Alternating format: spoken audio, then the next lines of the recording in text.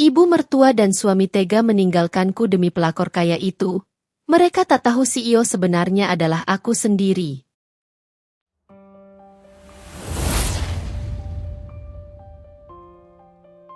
Matahari baru saja naik setinggi pucuk pohon mangga di halaman belakang. Cahaya yang menyelinap di sela tirai gorden membuat kamar terasa hangat. Aku sudah terbiasa bangun sebelum matahari muncul, menyiapkan sarapan untuk suamiku, Rizal, dan juga untuk ibu mertuaku, Bu Siti. Kebiasaanku itu bukan karena perintah siapa-siapa, melainkan karena aku memang ingin rumah ini terasa nyaman dan rapi ketika mereka bangun. Aku mengenakan daster polos warna lembut, mengikat rambut ke belakang, lalu melangkah perlahan ke dapur. Suara jam dinding berdetak pelan, menandakan waktu baru saja lewat pukul 5. Dapur kecil itu adalah tempat yang paling sering menjadi saksiku menahan banyak rasa, letih, rindu, dan kadang juga air mata. Tapi aku tetap menyukainya. Disitulah aku merasa berguna. Tangan ini sudah terbiasa dengan rutinitas yang sama. Menyalakan kompor, mencuci beras, menggoreng telur, dan menyiapkan teh manis hangat untuk Rizal. Dulu, setiap kali aku menyiapkan sarapan, Rizal sering memeluk dari belakang sambil bergurau bahwa aku akan jadi istri terbaik di dunia. Tapi kini, pelukan itu sudah jarang sekali ada. Ia lebih sering tergesa-gesa berangkat tanpa sempat menyentuh teh buatanku. Endang cepet, Man. Suara Bu Siti terdengar dari ruang tamu, agak serak namun tegas. Jangan kelamaan di dapur, nanti anakku telat kerja. Aku menarik napas panjang sebelum menjawab. Iya, Bu. Ini sebentar lagi siap. Bu Siti, ibuku mertua, sudah seperti jamueker hidup yang selalu mengingatkan hal-hal kecil dengan nada yang sering kali menusuk hati. Aku tahu, niatnya mungkin bukan untuk menyakitiku, tapi caranya berbicara selalu terdengar seperti memandang rendah. Saat aku membawa piring berisi nasi, sayur sop, dan telur dadar ke meja makan, Bu Siti sudah duduk sambil menggulung daster di tangannya. Ia menatapku dari ujung kepala sampai ujung kaki, seolah sedang menilai hasil kerjaan seorang pembantu. Telurnya tipis amat, gumamnya tanpa menatapku langsung. Maaf, Bu. Tadi minyaknya tinggal sedikit. Jawabku pelan. Lah kamu nggak bilang dari semalam? Kalau habis, ya ngomong. Jangan nunggu semuanya serba aku yang mikir. Aku hanya tersenyum tipis, menunduk, menata sendok dan piring tanpa berkata apa-apa lagi. Sesaat kemudian, suara langkah Rizal terdengar dari arah kamar. Ia keluar dengan kemeja rapi dan wangi parfum khas yang selalu membuatku mengingat masa awal pernikahan kami. Dulu, setiap kali ia memakai parfum itu, aku merasa seperti wanita paling beruntung di dunia. Tapi entah kenapa, sekarang aroma yang sama justru membuat dadaku sedikit sesak. Pagi, Ma. Sapa Rizal sambil mencium tangan ibunya. Bu Siti tersenyum hangat, lalu menepuk punggung tangan anaknya. Sarapan? Nak, ibumu udah siapin. Aku menatap piring di depannya, menunggu ia menoleh sekadar menyapaku. Tapi Rizal hanya menarik kursi dan langsung duduk tanpa kata. Ia menatap piring itu, lalu berkata, nasinya agak keras. Ya, Man? Oh, iya, maaf, Mas. Mungkin airnya kurang sedikit tadi. Jawabku lembut. Ia tidak menatapku. Hanya anggukan kecil, lalu suapan berikutnya. Bu Siti terkekeh pelan, menatapku sambil menambahkan. Kalau dari dulu aku bilang, perempuan itu dinilai dari dapurnya. Kalau nggak bisa masak enak, nanti suaminya bisa lari keluar. Aku tersenyum. Senyum yang kupaksakan agar tidak ada perang dingin di meja makan. Saya akan belajar lebih baik lagi, Bu, kataku pelan. Rizal menatapku sekilas, tapi segera kembali fokus ke ponselnya. Ia tampak mengetik sesuatu dengan cepat, lalu tersenyum samar. Senyum yang tak kutahu lagi alasannya. Setelah mereka selesai sarapan, Rizal mengambil kunci mobil dari meja dan berdiri. Mas berangkat dulu. Ya, katanya. Aku mengangguk, berjalan mendekat untuk merapikan kerah bajunya, seperti biasa. Tapi tangan ini berhenti di udara ketika ia sedikit menepisnya halus. Udah, Man. Aku buru-buru, nanti aja. Oh, iya, jawabku, mencoba tetap tersenyum meski dada terasa nyeri. Bu Siti hanya diam, tapi aku tahu dari matanya, ia menahan senyum puas. Ketika mobil Rizal sudah keluar dari halaman, aku membersihkan meja makan. Satu persatu piringku bawa ke dapur. Suara air mengalir dari keran menutupi suara hatiku sendiri yang berisik oleh tanya. Kenapa semua terasa berubah?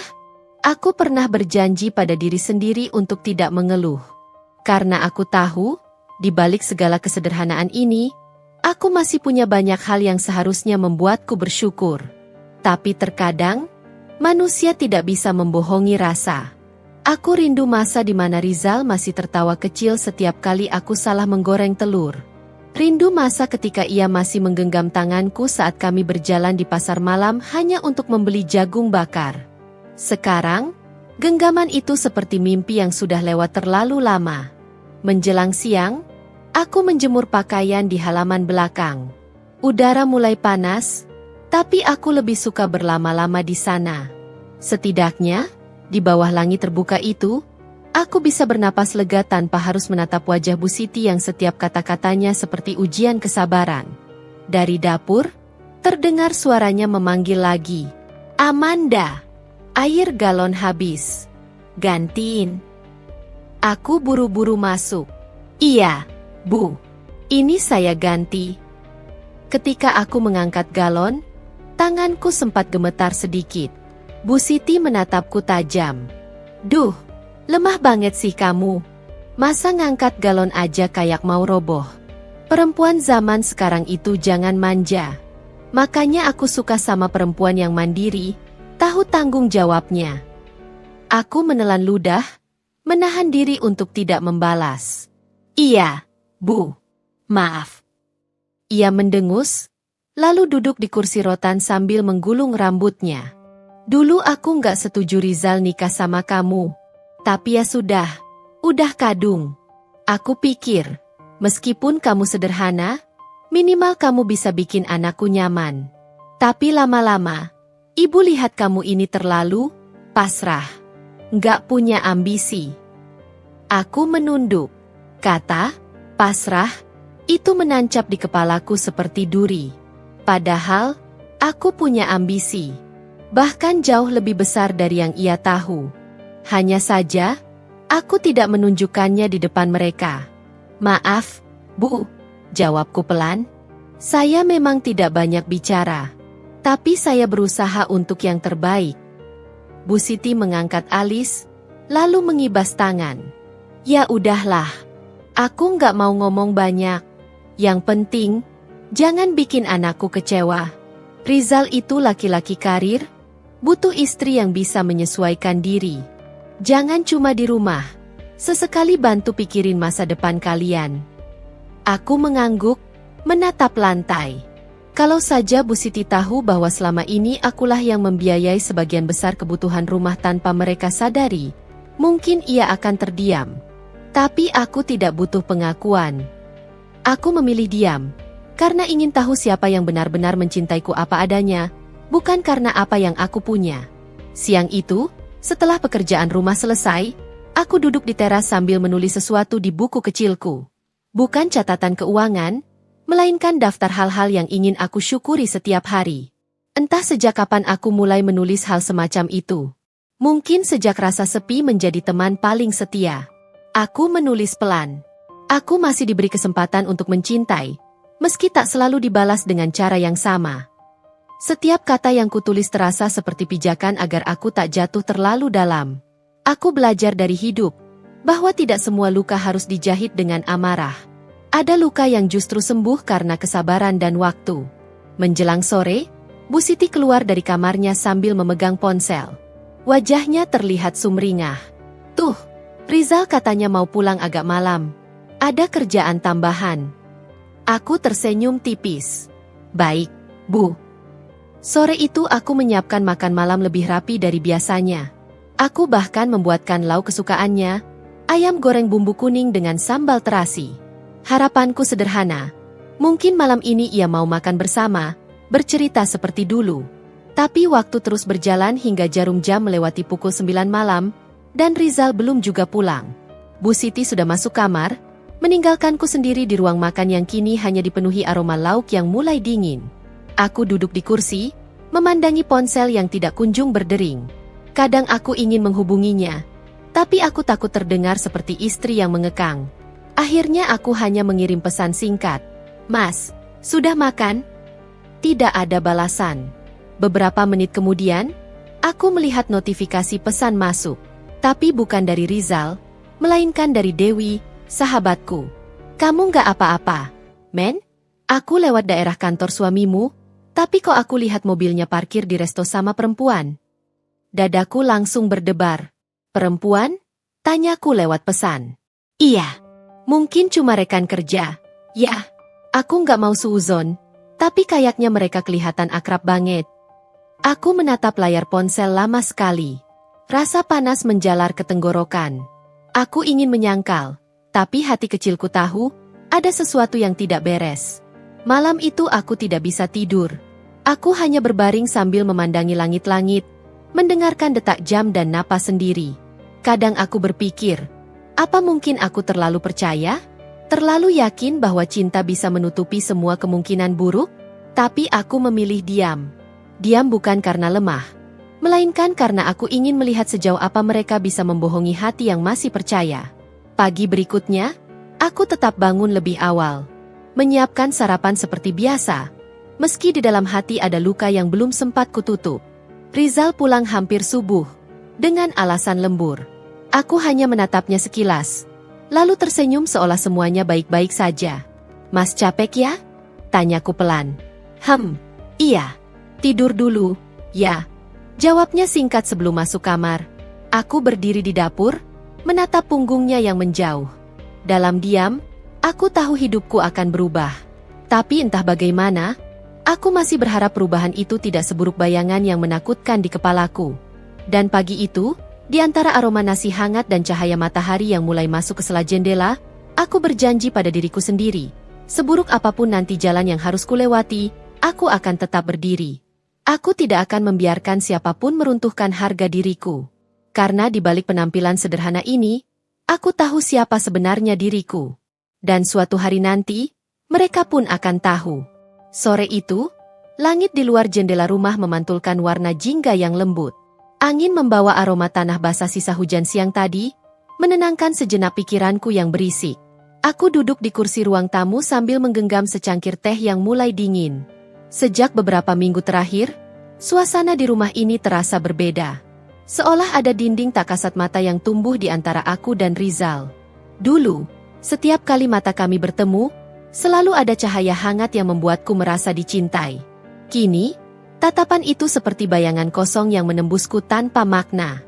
Aku masih ingat betul pertama kali bertemu dengannya.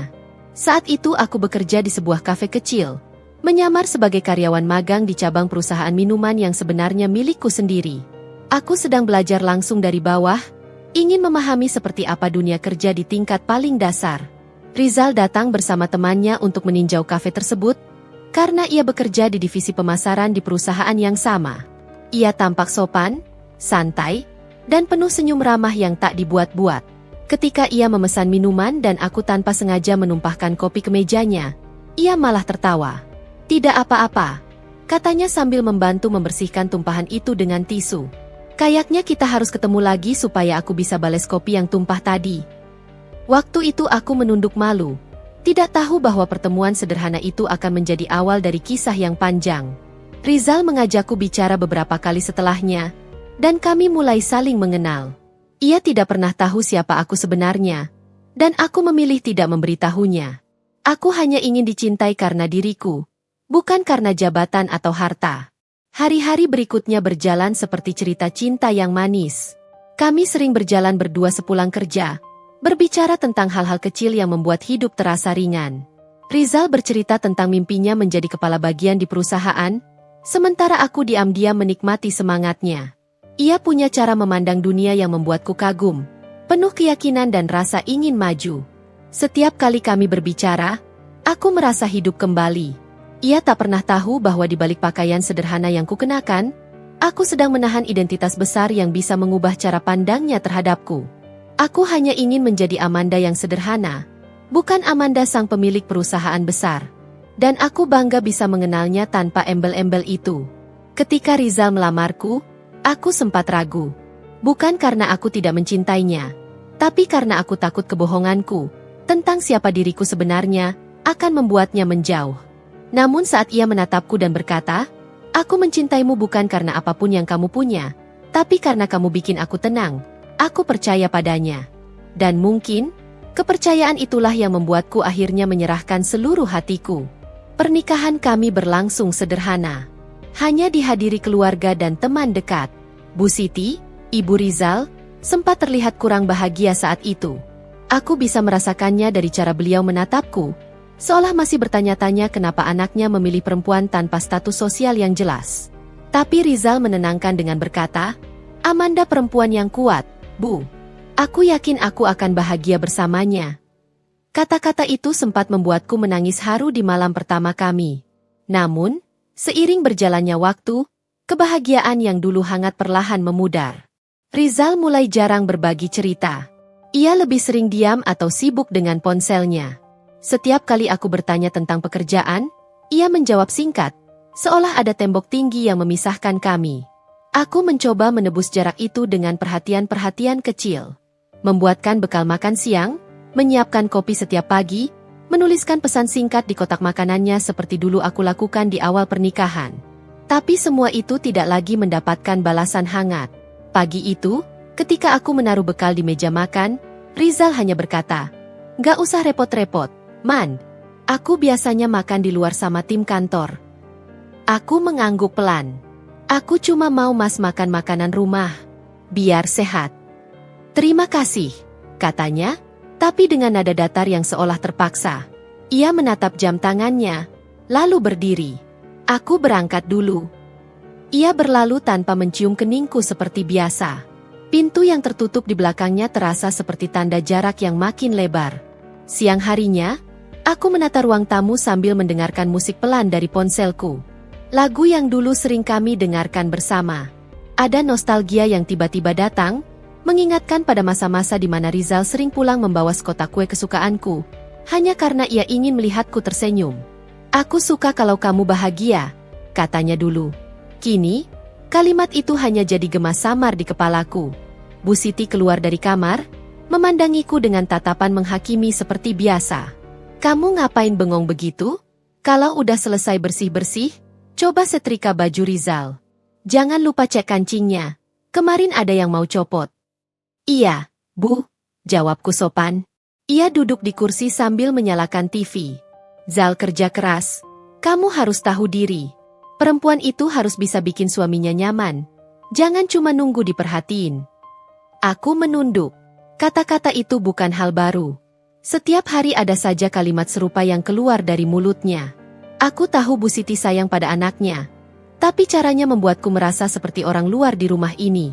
Aku mencoba sabar. Mungkin, begitulah cara Tuhan menguji perasaanku. Malamnya, Rizal pulang larut.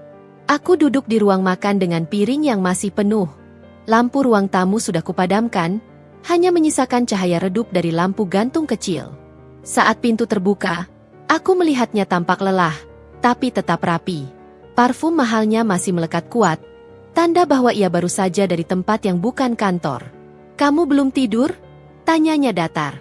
"Aku nunggu Mas makan," jawabku. Ia menatap meja. "Udah makan di luar. Sama klien." Oh, hanya itu yang bisa keluar dari mulutku. Aku melihatnya membuka jas, lalu berjalan ke kamar. Tak ada pelukan, tak ada obrolan ringan seperti dulu. Aku memandangi punggungnya hingga menghilang di balik pintu kamar mandi.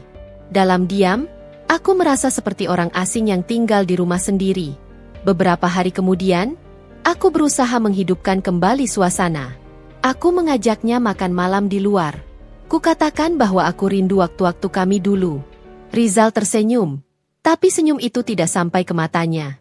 "Oke, besok malam aja ya," katanya. Keesokan harinya aku menyiapkan diri sebaik mungkin. mengenakan gaun sederhana warna lembut, menata rambut dengan rapi, dan memakai parfum yang dulu katanya aroma favoritnya. Namun malam itu, teleponku berdering. Maaf, Man. Kayaknya aku nggak bisa keluar malam ini. Ada rapat mendadak. Aku mencoba menahan kecewa. Baik, Mas. Jaga kesehatannya. Setelah menutup telepon, aku hanya duduk menatap meja makan yang sudah kupersiapkan rapi. Lilin kecil yang kubeli khusus untuk malam itu menyala perlahan sebelum akhirnya padam karena tiupan angin dari jendela. Mungkin memang sudah seharusnya aku belajar untuk tidak berharap lebih. Hari berganti minggu. Sikap Rizal tak kunjung berubah. Kadang aku berpikir, mungkin aku yang terlalu sensitif. Tapi setiap kali aku mencoba mendekat, ia justru semakin jauh. Bahkan, Bu Siti mulai ikut memperkuat jarak itu. Rizal butuh istri yang bisa mengimbangi langkahnya. Kamu terlalu diam. Lihat tuh perempuan-perempuan karir di luar sana. Mereka aktif, berpendidikan, dan bisa diajak diskusi. Kamu bisa begitu nggak? Aku tersenyum pahit. Jika saja ia tahu siapa aku sebenarnya. Tapi aku memilih diam. Aku masih ingin menjaga ketenangan keluarga ini. Aku tidak ingin Rizal merasa tersudut atau minder. Aku hanya ingin dicintai dengan tulus. Suatu sore, aku menemukan sesuatu yang membuat hatiku berguncang. Di meja kerja Rizal, ada amplop kecil dengan tulisan tangan perempuan di atasnya. Tulisan itu rapi dan wangi parfum menyengat keluar begitu amplop kubuka. Isinya selembar kartu ucapan sederhana. Terima kasih untuk malam yang menyenangkan. Kamu memang berbeda. Aku berdiri terpaku. Dunia seolah berhenti berputar sejenak. Aku tidak tahu harus merasa apa. Marah? Sedih? Kecewa? Semuanya bercampur jadi satu. Tapi aku tidak langsung melabrak Rizal. Aku hanya meletakkan kembali amplop itu seperti semula, pura-pura tidak tahu. Aku ingin melihat sejauh mana ia akan berbohong. Malam itu, aku tidur dengan mata terbuka, mendengarkan napasnya yang tenang di sebelahku. Rasanya aneh. Tidur di samping orang yang perlahan tak lagi sama. Aku bertanya pada diriku sendiri, apakah ini tanda cinta mulai berakhir, atau hanya fase yang harus dilewati? Keesokan paginya, aku tersenyum seperti biasa. Aku menyiapkan kopi dan sarapan tanpa menunjukkan apapun. Tapi di dalam hatiku, ada pertanyaan besar yang terus berputar. Siapa perempuan bernama itu? Sejak hari itu, aku mulai memperhatikan Rizal dengan cara berbeda. Setiap kali ia pergi kerja, aku mencatat jamnya. Setiap kali ia pulang, aku memperhatikan aroma parfum yang ia bawa. Ada aroma asing yang mulai sering menempel di pakaiannya, wangi bunga yang tajam dan mahal. Bukan parfumku, bukan pula wewangian yang biasa ia pakai. Aku tidak butuh bukti banyak untuk tahu ada sesuatu yang berubah. Tapi aku memilih menahan diri. Aku ingin yakin dulu, sebelum menuduh. Aku ingin tetap menjaga martabatku. Malam minggu itu, ia kembali pulang larut. Aku menunggu di ruang tamu sambil pura-pura membaca buku. Ketika pintu terbuka, aku menatapnya dan tersenyum. Mas capek? Mau aku buatin teh? Rizal menggeleng, melepas jas, dan meletakkannya di kursi. Nggak usah, Man. Aku cuma mau tidur. Aku berdiri, mengambil jasnya, lalu menggantungnya. Tapi saat itu aku melihat sehelai rambut panjang menempel di bahunya. Warna pirang keemasan, jelas bukan rambutku. Aku memejamkan mata sesaat. Dadaku sesak, tapi bibirku tetap tersenyum. Mas, panggilku pelan. HM. Kamu bahagia, kan? Ia menoleh cepat, seolah tidak siap dengan pertanyaan itu. Apa maksudmu? Aku cuma tanya. Kadang aku ngerasa kamu jauh. Aku takut aku salah. Rizal terdiam beberapa detik, lalu berkata, kamu terlalu banyak mikir, Man. Aku cuma lagi capek.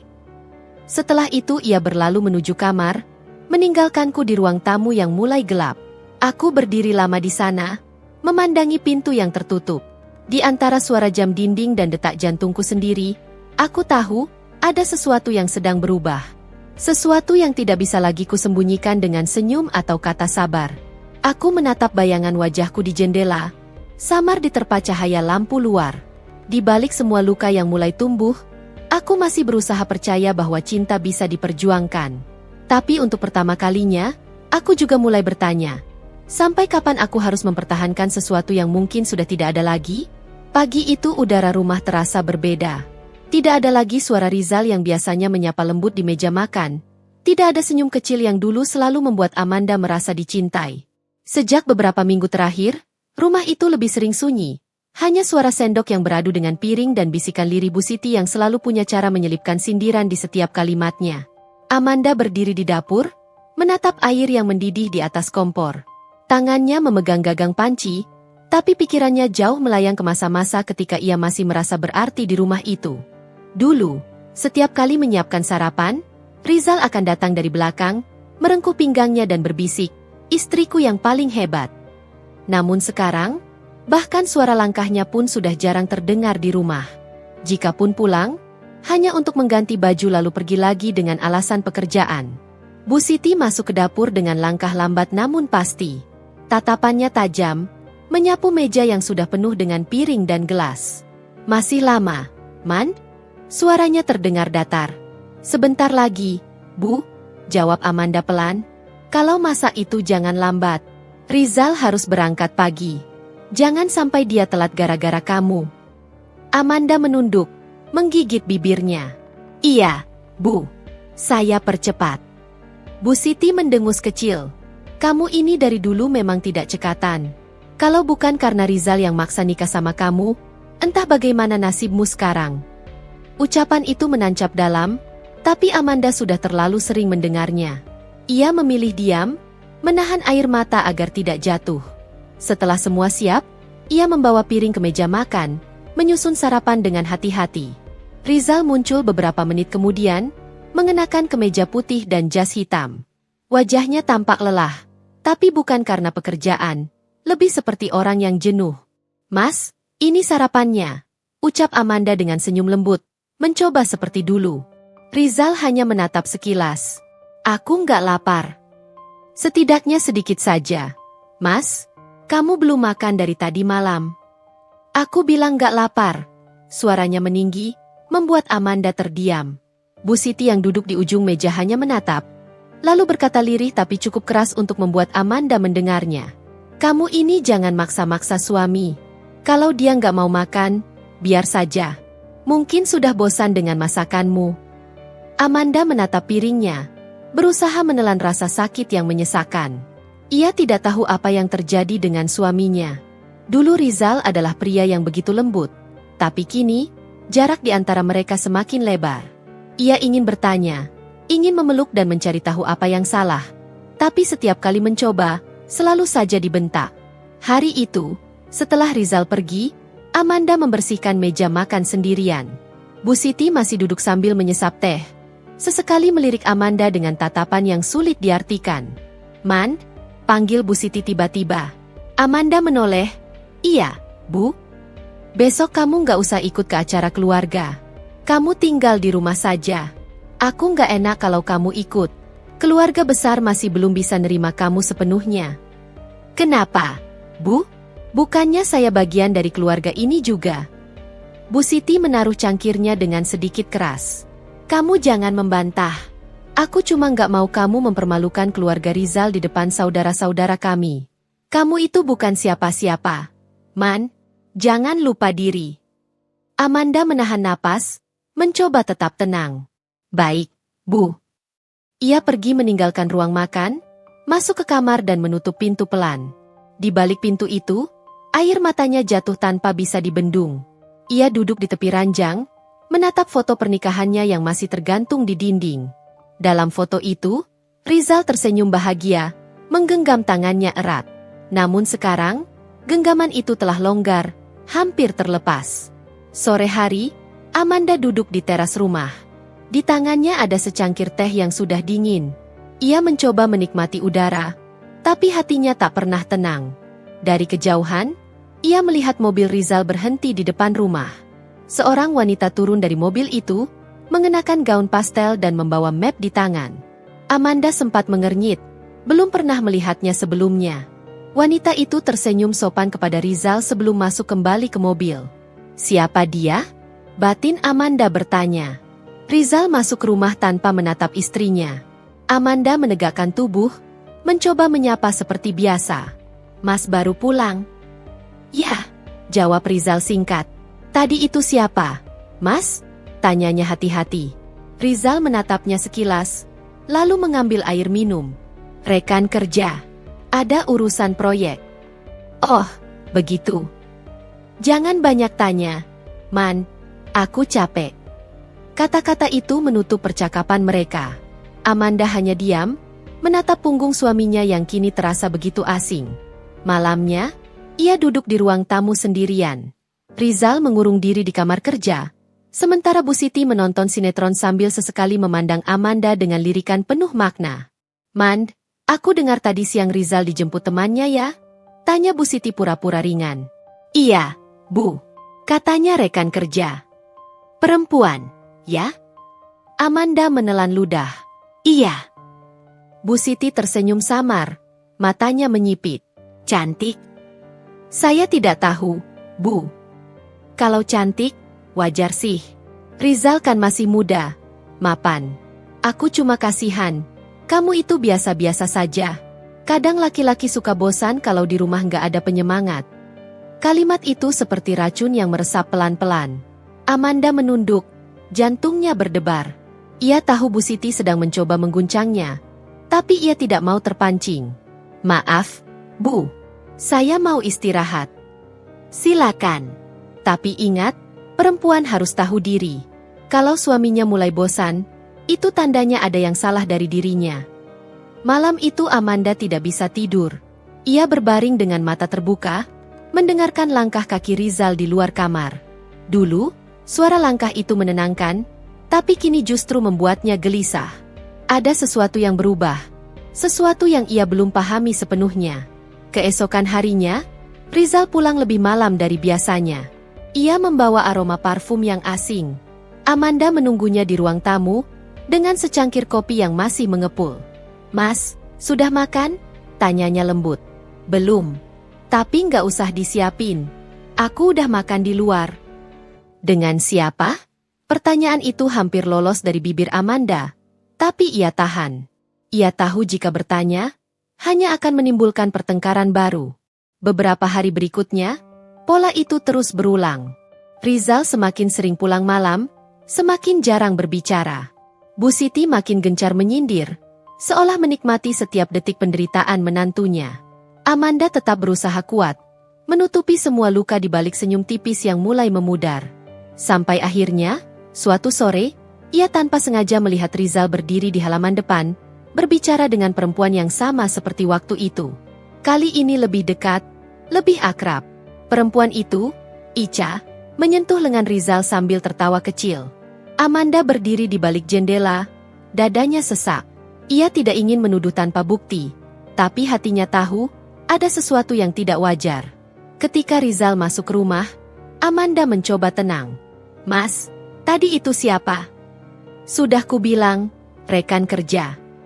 "Tapi kenapa kelihatannya begitu akrab?" "Mand, kamu mau nyindir aku selingkuh?"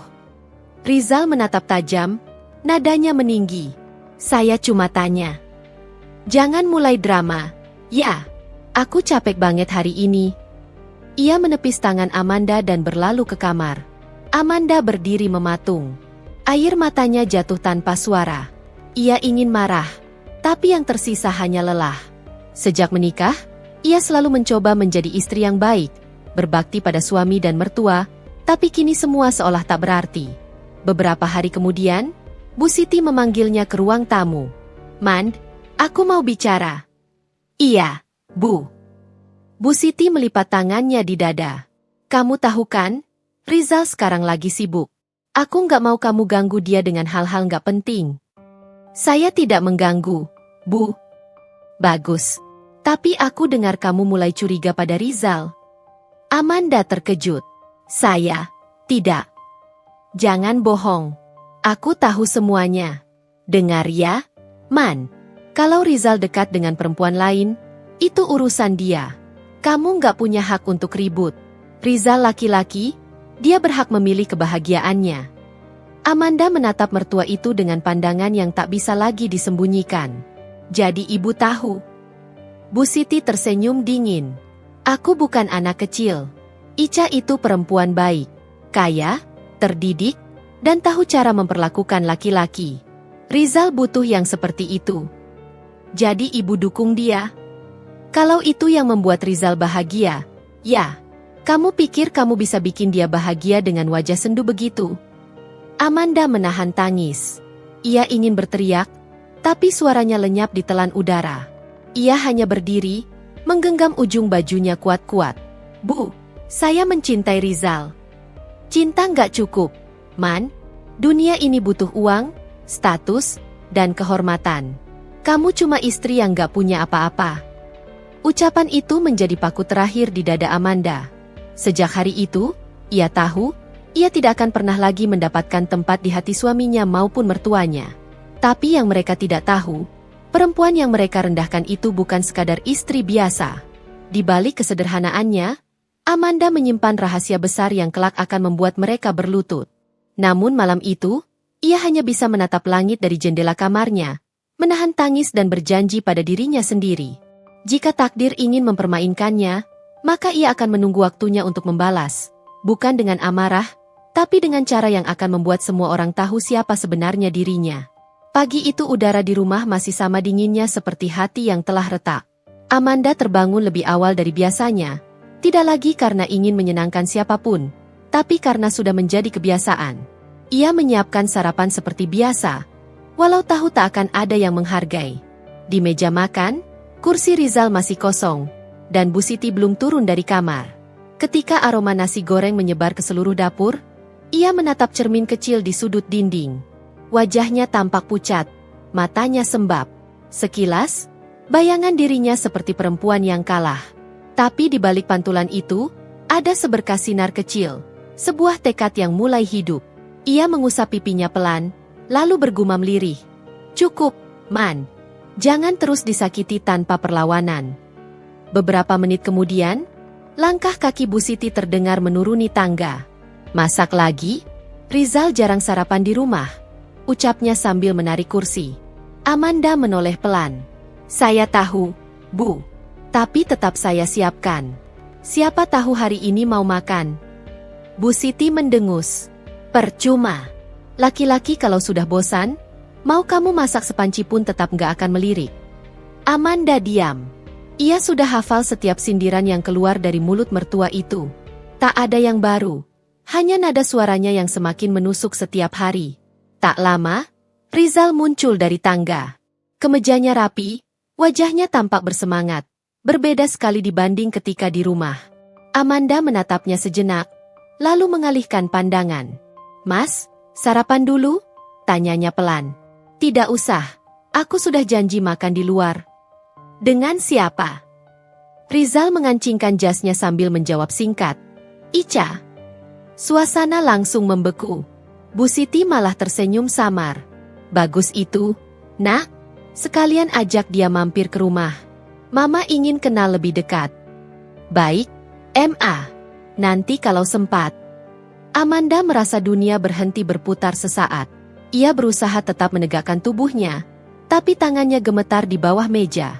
Mas, kamu serius? Rizal memandang istrinya datar. Iya. Kenapa? Dia perempuan lain. Dia rekan bisnis. Tapi kamu sering bersamanya. Karena urusan pekerjaan. Kamu pikir aku bodoh? Rizal menatap tajam. Kalau kamu mau ribut, jangan di depan Mama. Bu Siti langsung menimpali. Sudah, Man. Jangan bikin suasana pagi ini jelek.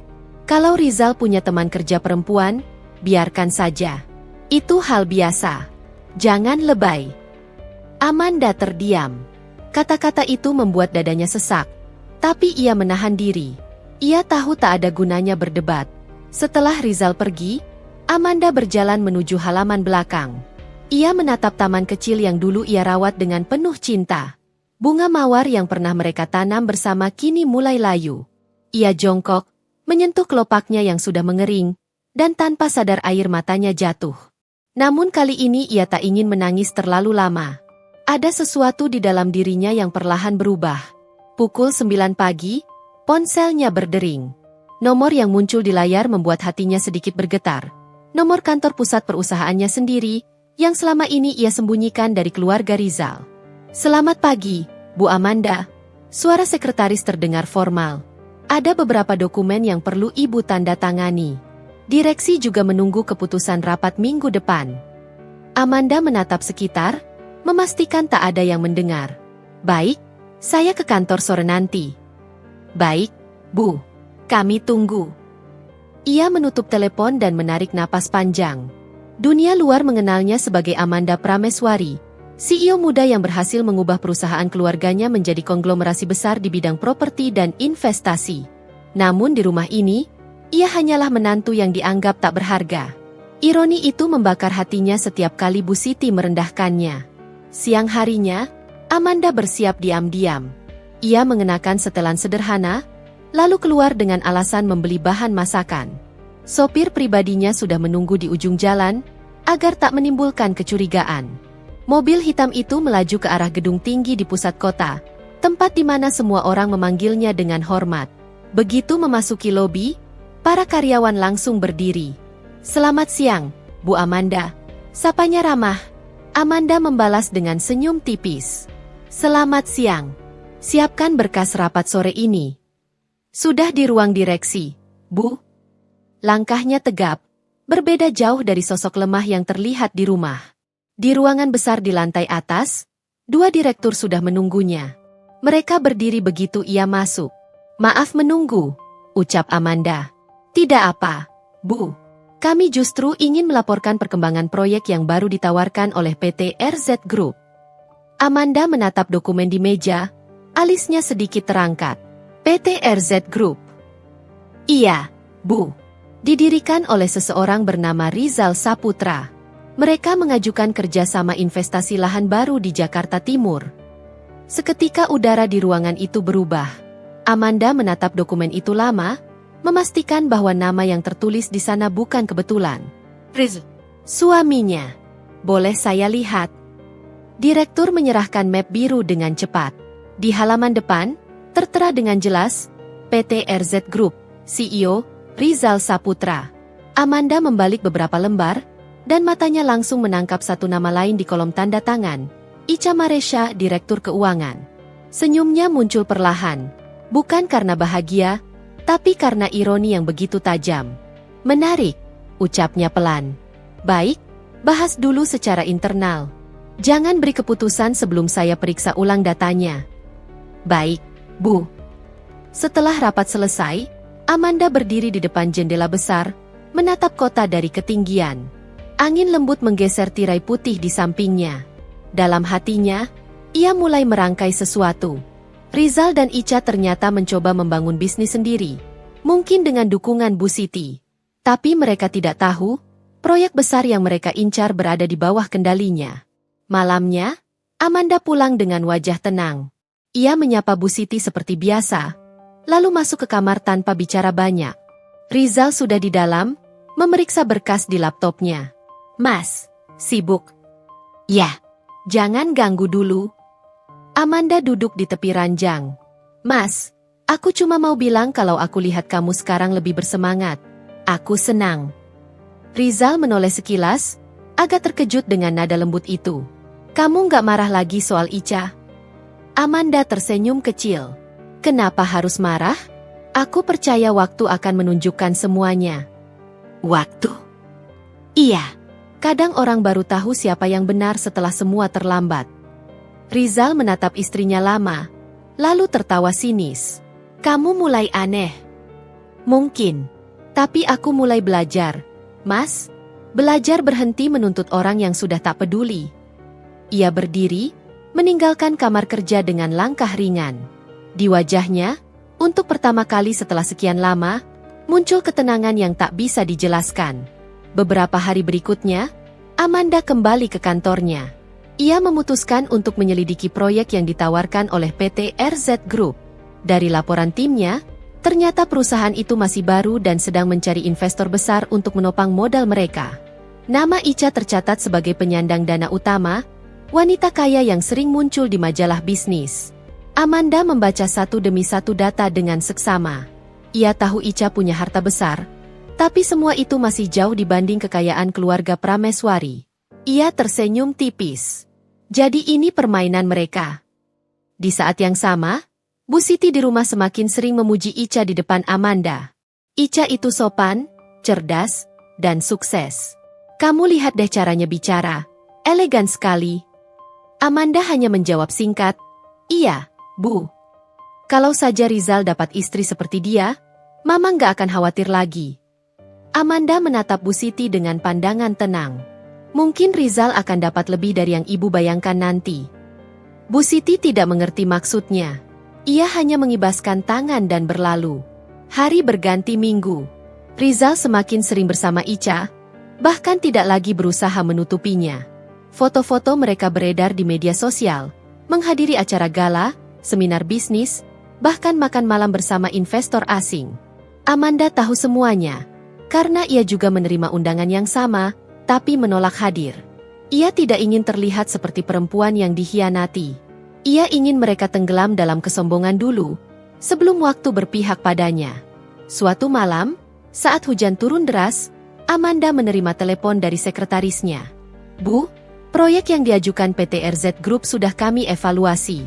Hasilnya negatif. Banyak kejanggalan di dalam laporan keuangan mereka. Amanda mengangguk pelan, walau di seberang telepon. Terima kasih. Simpan semua data itu. Jangan bocorkan ke siapapun. Baik, Bu. Ia menutup telepon, lalu menatap keluar jendela. Kilatan petir menerangi langit, seperti menyoroti tekadnya yang kini membara. Keesokan harinya, Rizal pulang dengan wajah gembira. Man, kabar baik. PT RZ Group hampir dapat investor besar. Kalau ini berhasil, aku bisa mandiri tanpa harus ngantor di perusahaan orang lain. Bu Siti langsung memeluk anaknya. Alhamdulillah, Mama bangga banget. Amanda hanya tersenyum tipis. Selamat, Mas. Semoga lancar. Doakan saja. Tapi jangan terlalu berharap aku terus di rumah ini. Aku sudah capek dengan semua tekanan. Tekanan dari siapa? Sudahlah, jangan pura-pura nggak tahu. Amanda tidak menjawab. Ia tahu Rizal mulai mencari alasan untuk menjauh. Ia membiarkannya.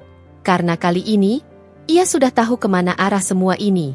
Beberapa hari kemudian, di sebuah rapat besar antar perusahaan, Amanda tampil sebagai perwakilan utama dari Prameswari Group. Di meja rapat yang panjang, di sisi seberang duduk Rizal dan Ica. Wajah keduanya tampak terkejut melihat Amanda datang mengenakan setelan formal lengkap, dengan badge bertuliskan Chief Executive Officer. Selamat pagi, semuanya. Suara Amanda terdengar tegas, berwibawa. Mari kita bahas usulan kerjasama yang diajukan PT RZ Group. Ica menatap Rizal dengan panik. Rizal sendiri menatap Amanda tanpa percaya. Wajahnya kaku. Bapak Rizal, lanjut Amanda dengan senyum datar, kami sudah mempelajari proposal Anda. Sayang sekali, laporan keuangan Anda tidak memenuhi standar audit kami. Jadi, kerjasama ini kami tolak. Ruangan sunyi. Rizal mencoba berbicara, tapi suara Amanda memotong dengan tenang. Saya harap tidak ada manipulasi data lagi di masa depan. Dunia bisnis tidak seindah permainan hati. Selesai rapat, Amanda berdiri dan berjalan keluar, meninggalkan mereka dalam diam. Di koridor, langkah kakinya mantap. Untuk pertama kali, ia merasa bebas. Ia tahu jalan pembalasan belum berakhir, tapi hari itu ia baru saja memulai langkah besar. Di rumah, Bu Siti menunggu dengan wajah penuh semangat. Man, kamu tahu nggak? Rizal katanya baru tanda tangan proyek besar.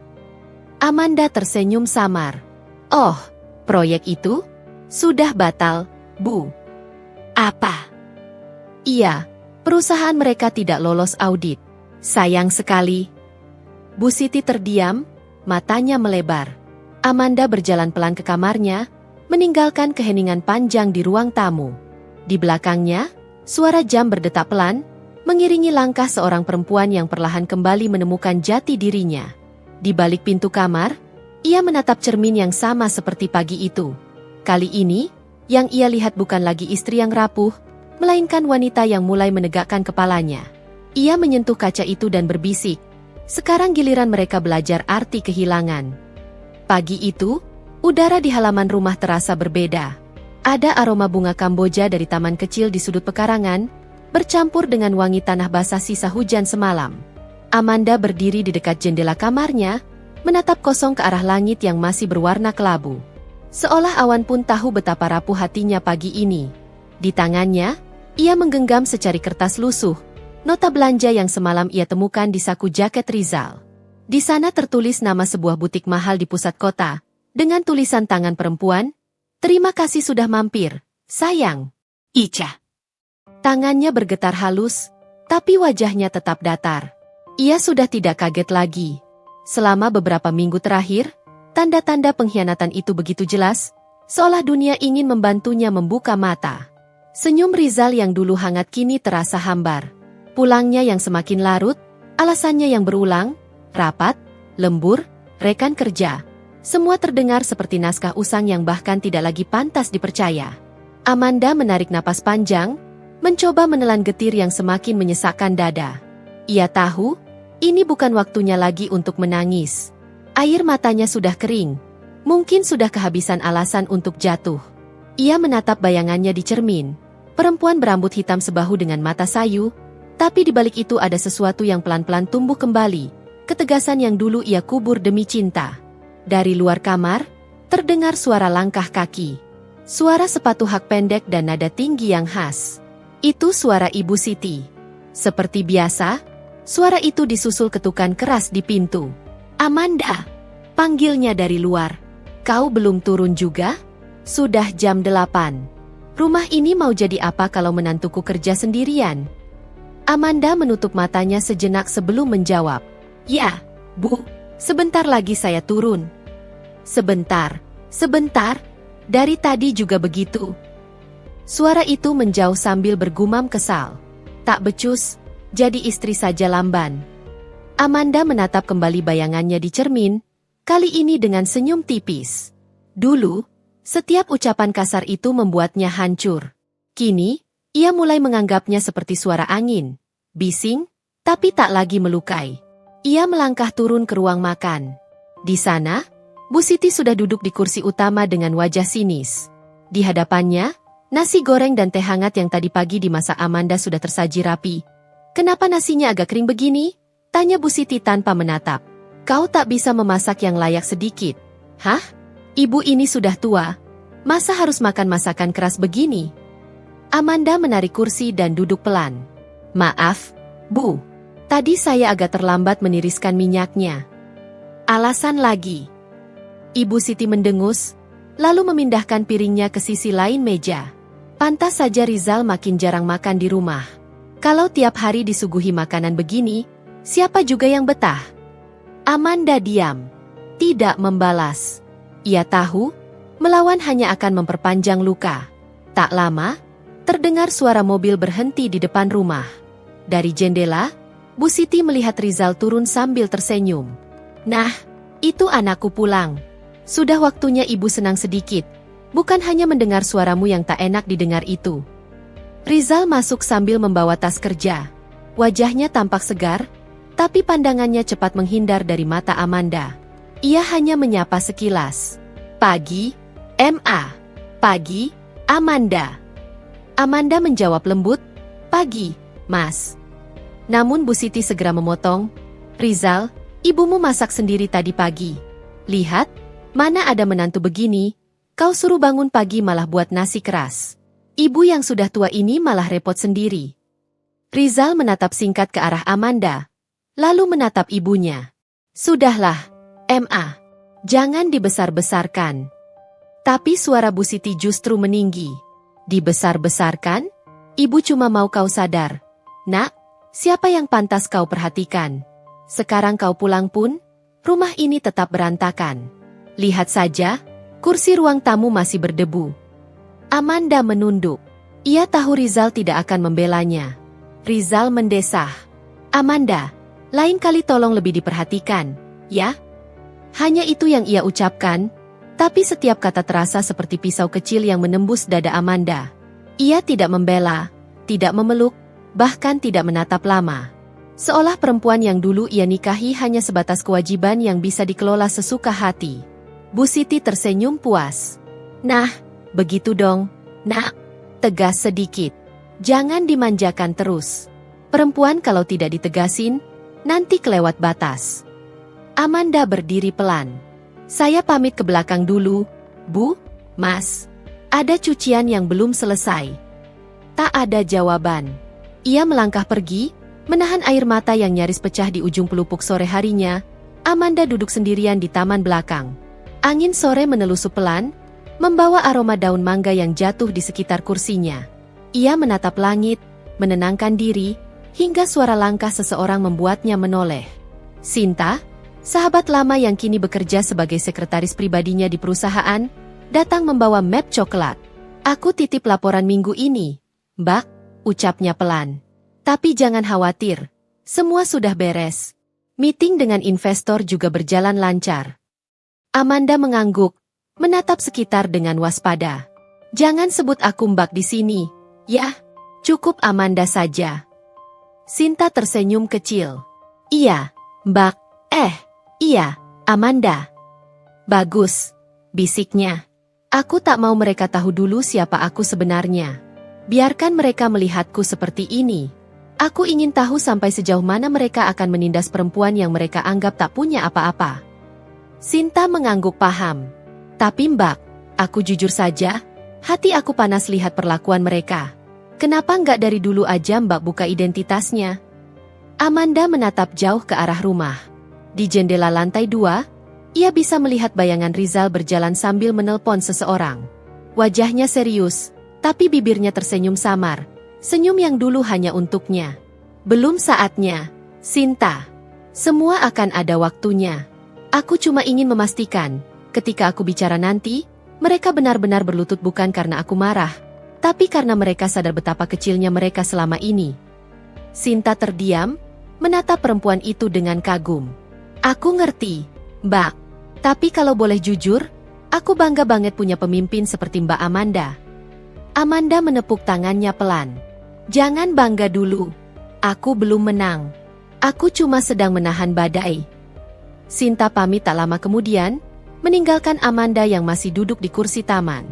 Langit sore mulai berubah oranye. Di antara warna langit itu, Amanda merasa ada sesuatu yang berubah di dalam dirinya. Perasaan kuat yang lama terkubur kini mulai muncul lagi. Ia tidak lagi sekadar istri yang tersakiti. Ia adalah perempuan yang tahu kapan harus diam dan kapan harus menyerang. Malam itu, Rizal pulang larut lagi. Jam menunjukkan pukul 11 lewat. Amanda yang sedang membaca di ruang tamu segera berdiri. Kamu belum tidur? Tanya Rizal datar. Aku nunggu kamu, jawab Amanda tenang. Rizal hanya meletakkan tasnya, lalu duduk tanpa bicara. Amanda memperhatikan wajahnya yang lelah tapi ada jejak senyum samar di sana. Kamu dari kantor? Tanyanya pelan. Ya, lembur sedikit, jawab Rizal cepat, terlalu cepat untuk terdengar meyakinkan. Amanda menatap matanya. Di saku jaketmu ada nota butik. Tadi aku nemu waktu cuci. Rizal terdiam. Napasnya tersendat sebentar sebelum ia tersenyum kaku. Oh, itu cuma beli hadiah buat klien. Jangan salah sangka. Amanda tidak menuduh. Ia hanya berkata pelan, kalau memang untuk klien, tidak apa. Aku cuma ingin kamu jujur. Itu saja. Rizal bangkit berdiri. Aku capek, Amanda. Jangan mulai dengan hal-hal kecil seperti ini. Ia melangkah ke kamar, meninggalkan Amanda berdiri sendirian. Tapi dalam hati, Amanda justru semakin yakin. Sesuatu memang sedang disembunyikan Rizal. Ia tidak butuh bukti. Tatapan mata Rizal sudah cukup memberitahu segalanya. Keesokan harinya, rumah dipenuhi suara ramai. Bu Siti memanggil tukang kebun, menyuruh membersihkan halaman karena katanya ada tamu penting yang akan datang. Amanda membantu di dapur, walau tak tahu untuk siapa semua persiapan itu. Bu, ini untuk acara apa? Tanya Amanda sambil menatap piring. Oh, nanti Rizal akan bawa tamu. Katanya teman kerja. Perempuan juga. Kau jangan salah tingkah nanti. Amanda hanya mengangguk. Tapi di dalam dadanya, perasaan tak enak mulai muncul. Siang itu, mobil hitam berhenti di depan rumah. Dari dalam keluar Rizal, lalu seorang perempuan muda berpakaian elegan. Rambutnya disanggul rapi, bibirnya merah menyala, dan senyumnya seperti milik seseorang yang tahu cara merebut perhatian. "Ica, aku antar tamuku, Ma," kata Rizal sambil menuntun perempuan itu masuk. "Ini Ica, rekan kerja baruku." Bu Siti langsung berdiri dengan senyum sumringah. "Wah, cantik sekali. Masuk, Nak. Jangan sungkan." Ica menyalami Bu Siti, lalu menatap Amanda sekilas. "Oh, ini istri Mas Rizal, ya? Aku sering dengar namanya dari kantor." Nada suaranya sopan, tapi ada sesuatu di matanya. Sebuah tatapan kemenangan kecil yang hanya bisa dimengerti oleh sesama perempuan. Amanda tersenyum tipis. "Selamat datang, Mbak Ica." Mereka duduk bersama, berbincang seolah semuanya baik-baik saja. Rizal terlihat begitu santai di dekat Ica, bahkan tertawa lepas beberapa kali. Amanda hanya diam, menyiapkan minuman dan menatap dari jauh. Di kepalanya, sesuatu mulai tersusun, potongan-potongan kenyataan yang kini semakin jelas. Ketika Ica pamit sore itu, Bu Siti bahkan berkata, "Nah Ica, sering-sering kesini, ya. Ibu senang punya tamu seperti kamu. Cantik, pintar, sopan lagi." Ica tersenyum manis. "Tentu, Bu. Saya senang bisa dekat dengan keluarga Mas Rizal." Rizal mengantarnya sampai ke mobil. Amanda menatap dari jendela, melihat tangan Rizal yang nyaris menyentuh punggung Ica saat membuka pintu. Dunia terasa berhenti sesaat, tapi Amanda menahan diri. Ia tidak boleh gegabah. Ia tahu waktunya akan tiba. Malamnya, ketika rumah sudah sepi, Amanda duduk di depan meja rias.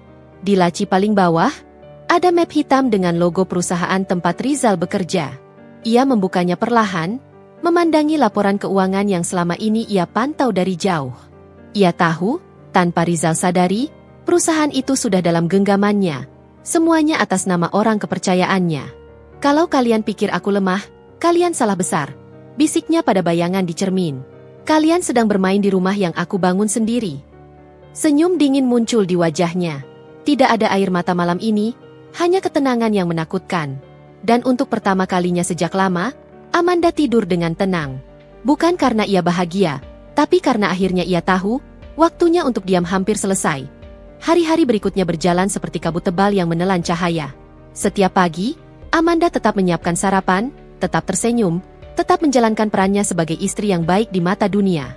Tapi di dalam hatinya, badai yang dulu hanya berbisik kini mulai bergemuruh. Ia tidak lagi merasa hancur. Ia sedang membangun kekuatan di tengah runtuhan cintanya sendiri. Rizal makin sering pulang larut. Setiap kali datang, ia membawa aroma parfum yang asing. Kadang ada bekas lipstik samar di kerah kemejanya. Kadang ada tawa yang ia tahan saat menerima pesan di ponselnya. Amanda tidak lagi bertanya. Ia hanya memperhatikan, mencatat, dan menunggu. Dalam diam, ia mulai menyusun rencana. Pagi itu, ia duduk di teras dengan laptop di pangkuannya. Di layar terbuka laporan bulanan salah satu anak perusahaan miliknya. Sinta mengirimkannya subuh tadi, disertai catatan, "Semua data sudah siap, tinggal menunggu tanda tangan Anda, Bu." Amanda tersenyum kecil membaca sapaan itu. Dunia luar masih mengenalnya sebagai Bu Amanda, sosok CEO muda yang misterius dan jarang tampil di publik. Ia menyembunyikan identitasnya dengan rapi selama bertahun-tahun, bahkan dari suaminya sendiri. Kini, rahasia itu menjadi perisai terkuatnya. Dari dalam rumah terdengar suara langkah Ibu Siti. "Amanda, kau masih duduk-duduk saja? Sudah jam 9. Lihat halaman itu, penuh daun kering." Amanda menutup laptop dengan tenang. "Iya, Bu. Sebentar lagi saya bersihkan." Sebentar lagi. Kau itu kalau tidak ditegur, tak pernah bergerak. "Lihat, anakku kerja keras tiap hari, sementara kau cuma tahu duduk. Apa kau kira hidup ini cuma menunggu uang jatuh dari langit?" Amanda berdiri, menghela napas panjang. "Saya bersihkan sekarang, Bu. Cepat. Jangan hanya bicara." Suara Bu Siti mengiri seperti pisau, tapi Amanda sudah kebal. Ia berjalan pelan ke halaman, mengambil sapu, dan mulai membersihkan daun-daun. Setiap helai daun yang jatuh ke tanah mengingatkannya pada sesuatu. pada kesabarannya yang perlahan gugur satu persatu. Tapi di balik guguran itu, benih lain tumbuh, tekad. Saat ia tengah menyapu, sebuah mobil berhenti di depan rumah. Mobil mewah berwarna putih mutiara. Dari dalam keluar sosok perempuan yang membuat udara seketika berubah. Icha. Rambutnya bergelombang indah, kacamata hitam bertengger di atas kepala, dan aroma parfum mahalnya tercium bahkan dari jarak beberapa meter. Ia menenteng tas kecil dan melangkah percaya diri ke arah pintu. Bu Siti keluar sambil berseru riang. "Nak Icha! Wah, ibu tidak tahu kalau kau mau datang." Icha tersenyum manis. "Maaf, Bu. Saya cuma mampir sebentar. Mas Rizal ada di rumah?" "Belum, tapi sebentar lagi pasti pulang. Masuk dulu, Nak. Ibu baru saja buat kue." Amanda berdiri diam di halaman, memperhatikan dari jauh. Icha menatapnya sekilas, tersenyum dengan gaya merendahkan. "Oh, Mbak Amanda di rumah juga rupanya. Wah, rajin sekali, ya. Nyapu sendiri, hebat." Nada lembutnya terdengar seperti pujian, tapi maknanya tajam. Amanda hanya menjawab singkat, "Rumah memang tanggung jawab saya." "Benar juga." Icha tertawa pelan. "Jarang loh, istri zaman sekarang mau repot begini. Kalau saya mungkin sudah nyuruh asisten saja." Bu Siti ikut tertawa, seolah mengiyakan hinaan itu. "Iya, betul, Nak Icha. Maklum, dia kan belum terbiasa hidup di kota. Dari kecil di kampung, jadi masih senang kerja kasar." Amanda menunduk, melanjutkan sapuannya. Tapi di dalam hati, ada bara kecil yang menyala. Setiap kata yang keluar dari mulut mereka adalah bahan bakar yang menguatkan tekadnya. Siang menjelang, Rizal akhirnya pulang. Saat melihat Icha di ruang tamu, wajahnya jelas berseri. "Kamu datang juga," katanya dengan nada bahagia yang sudah lama tidak Amanda dengar. Icha berdiri, menatapnya lembut. "Kebetulan lewat, jadi mampir." Bu Siti menepuk bahunya. "Rizal, ibu pikir, kalau kamu cari pasangan kerja, cari yang seperti Icha ini. Pintar, sopan, bisa diajak bicara. Nggak seperti, ya, kau tahu sendiri." Rizal tersenyum canggung. Amanda yang baru masuk dari dapur mendengar semuanya. Tapi kali ini, ia tidak menunduk. Ia menatap mereka dengan tatapan dingin yang sulit ditebak. "Ibu, makan siang sudah siap," katanya tenang. "Oh, kamu masih ingat masak juga?" sindir Bu Siti. Amanda tersenyum tipis. "Saya masak bukan untuk disukai, Bu. Tapi karena itu kewajiban saya." Icha tertawa kecil, menutupi mulutnya dengan tangan. "Wah, tegas juga Mbak Amanda sekarang. Salut deh." Mereka lalu makan bersama. Rizal dan Icha duduk bersebelahan di meja. Amanda duduk di seberang, dia memperhatikan. Ia melihat bagaimana Icha dengan sengaja menyendok lauk ke piring Rizal. Bagaimana Rizal membalas dengan senyum kecil yang dulu selalu ia dapatkan. Setiap gerak-gerik mereka seperti sandiwara yang ingin menyakiti. Tapi Amanda tetap tenang. Ia sudah bukan perempuan yang akan menangis di meja makan. Ia perempuan yang tengah menyiapkan panggung. Sore harinya, setelah semua pergi beristirahat, Amanda kembali duduk di kamarnya. Ia membuka laptop dan menulis pesan cepat kepada Sinta. "Mulai lacak semua transaksi atas nama Rizal 2 bulan terakhir. Gunakan akun perusahaan cabang. Jangan ada yang tahu." Balasan datang tak lama kemudian. "Baik, Bu. Kami akan buat laporan lengkap." Amanda menatap layar lama-lama. Dulu, setiap kali ia mencintai Rizal, ia memberi tanpa hitung. Ia memindahkan sebagian saham perusahaan padanya, membelikannya mobil, bahkan membiayai karirnya tanpa ia sadari. Kini semua itu akan ia tarik kembali, satu persatu. Pintu kamar tiba-tiba terbuka. Rizal masuk tanpa mengetuk. "Kamu ngapain?" tanyanya. Amanda menutup laptopnya. "Baca-baca saja." Rizal berjalan ke arah meja, seolah ingin memastikan. "Baca apa? Dari tadi kamu sering di depan laptop. Kamu sembunyikan sesuatu?" Amanda tersenyum. "Kenapa, Mas? Takut aku tahu sesuatu?" "Jangan bicara begitu." Nada Rizal meninggi. "Aku cuma tanya." Dan aku cuma jawab. Keduanya terdiam. Di mata Amanda, Rizal kini bukan lagi sosok yang ia kenal. Wajahnya tetap sama, tapi auranya berbeda. Ada kebohongan di sana, dan kebohongan itu semakin jelas. Rizal menghela napas keras. "Aku capek. Aku nggak mau ribut." "Baik. Aku juga tidak ingin," jawab Amanda datar. Ia menunggu Rizal pergi sebelum kembali menatap laptopnya. "Kau pikir aku tidak tahu, Mas? Kau pikir aku akan diam? Bisiknya pelan. Aku hanya sedang menunggu waktu yang tepat. Hari berganti. 1 minggu berlalu dengan ritme yang sama. Ica datang, Bu Siti memuja-muja, Rizal semakin jauh. Hingga suatu sore, sesuatu yang Amanda tak duga terjadi. Ia baru saja selesai belanja ketika melihat 2 orang asing berdiri di depan rumah. Salah satunya mengenakan jas rapi. "Permisi, kami dari kantor hukum Araya Partners. Kami ingin menemui Ibu Amanda." Amanda mengernyit. "Saya sendiri." Pria itu menyerahkan sebuah amplop. "Surat dari klien kami, Bapak Rizal." Amanda menerima dengan tangan tenang, meski dadanya berdebar.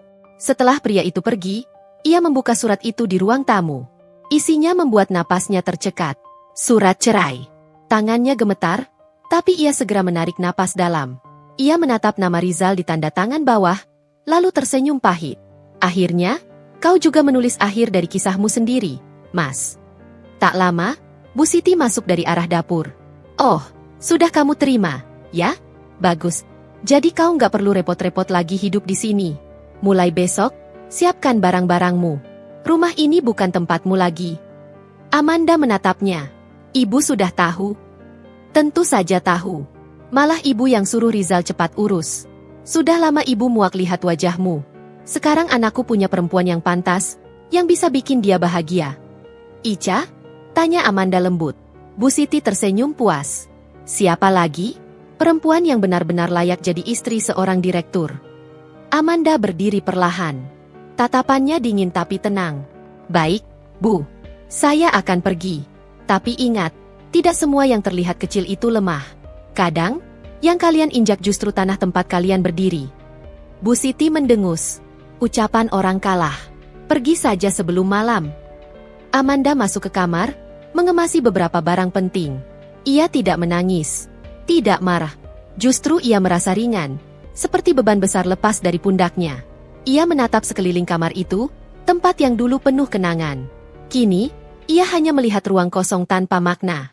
Sebelum pergi, ia sempat memandangi Rizal yang berdiri di depan pagar, menunggu mobil Ica menjemput. Ia tidak menatap Amanda sama sekali. Hanya berkata pendek, "Aku minta maaf, tapi ini yang terbaik." Amanda menatapnya dalam. "Kau benar, Mas. Ini yang terbaik. Untukku." Ia melangkah pergi tanpa menoleh lagi. Malam itu, ia menginap di hotel sederhana di pusat kota. Sinta datang membawa koper dan beberapa dokumen. "Semua sudah aku siapkan, Bu. Termasuk surat pengalihan saham yang dulu atas nama suami ibu." Amanda menatapnya. "Kembalikan semuanya ke portofolio utama. Dan siapkan konferensi internal minggu depan. Aku akan muncul." "Baik, Bu. Jadi ibu akhirnya mau?" "Aku sudah cukup bersembunyi, Sinta. Sekarang waktunya aku tunjukkan siapa aku." Sinta menatapnya kagum. "Aku tak sabar lihat wajah mereka nanti." Amanda tersenyum. "Aku juga." Ia menatap keluar jendela, melihat lampu-lampu kota yang berkilau seperti bintang jatuh. Dulu, lampu-lampu itu mengingatkannya pada harapan. Kini, mereka jadi simbol kebangkitan. Dan malam itu, untuk pertama kalinya, Amanda tidak merasa sendiri lagi. Ia bukan perempuan yang ditinggalkan. Ia adalah perempuan yang baru saja membebaskan dirinya sendiri. Pagi itu, langit Jakarta tampak abu-abu, seolah ikut menyerap segala luka yang menggantung di hati Amanda. Dari jendela kamar hotel, ia menatap jalanan yang mulai ramai. Suara klakson, hiruk-pikuk orang bergegas menuju pekerjaan masing-masing.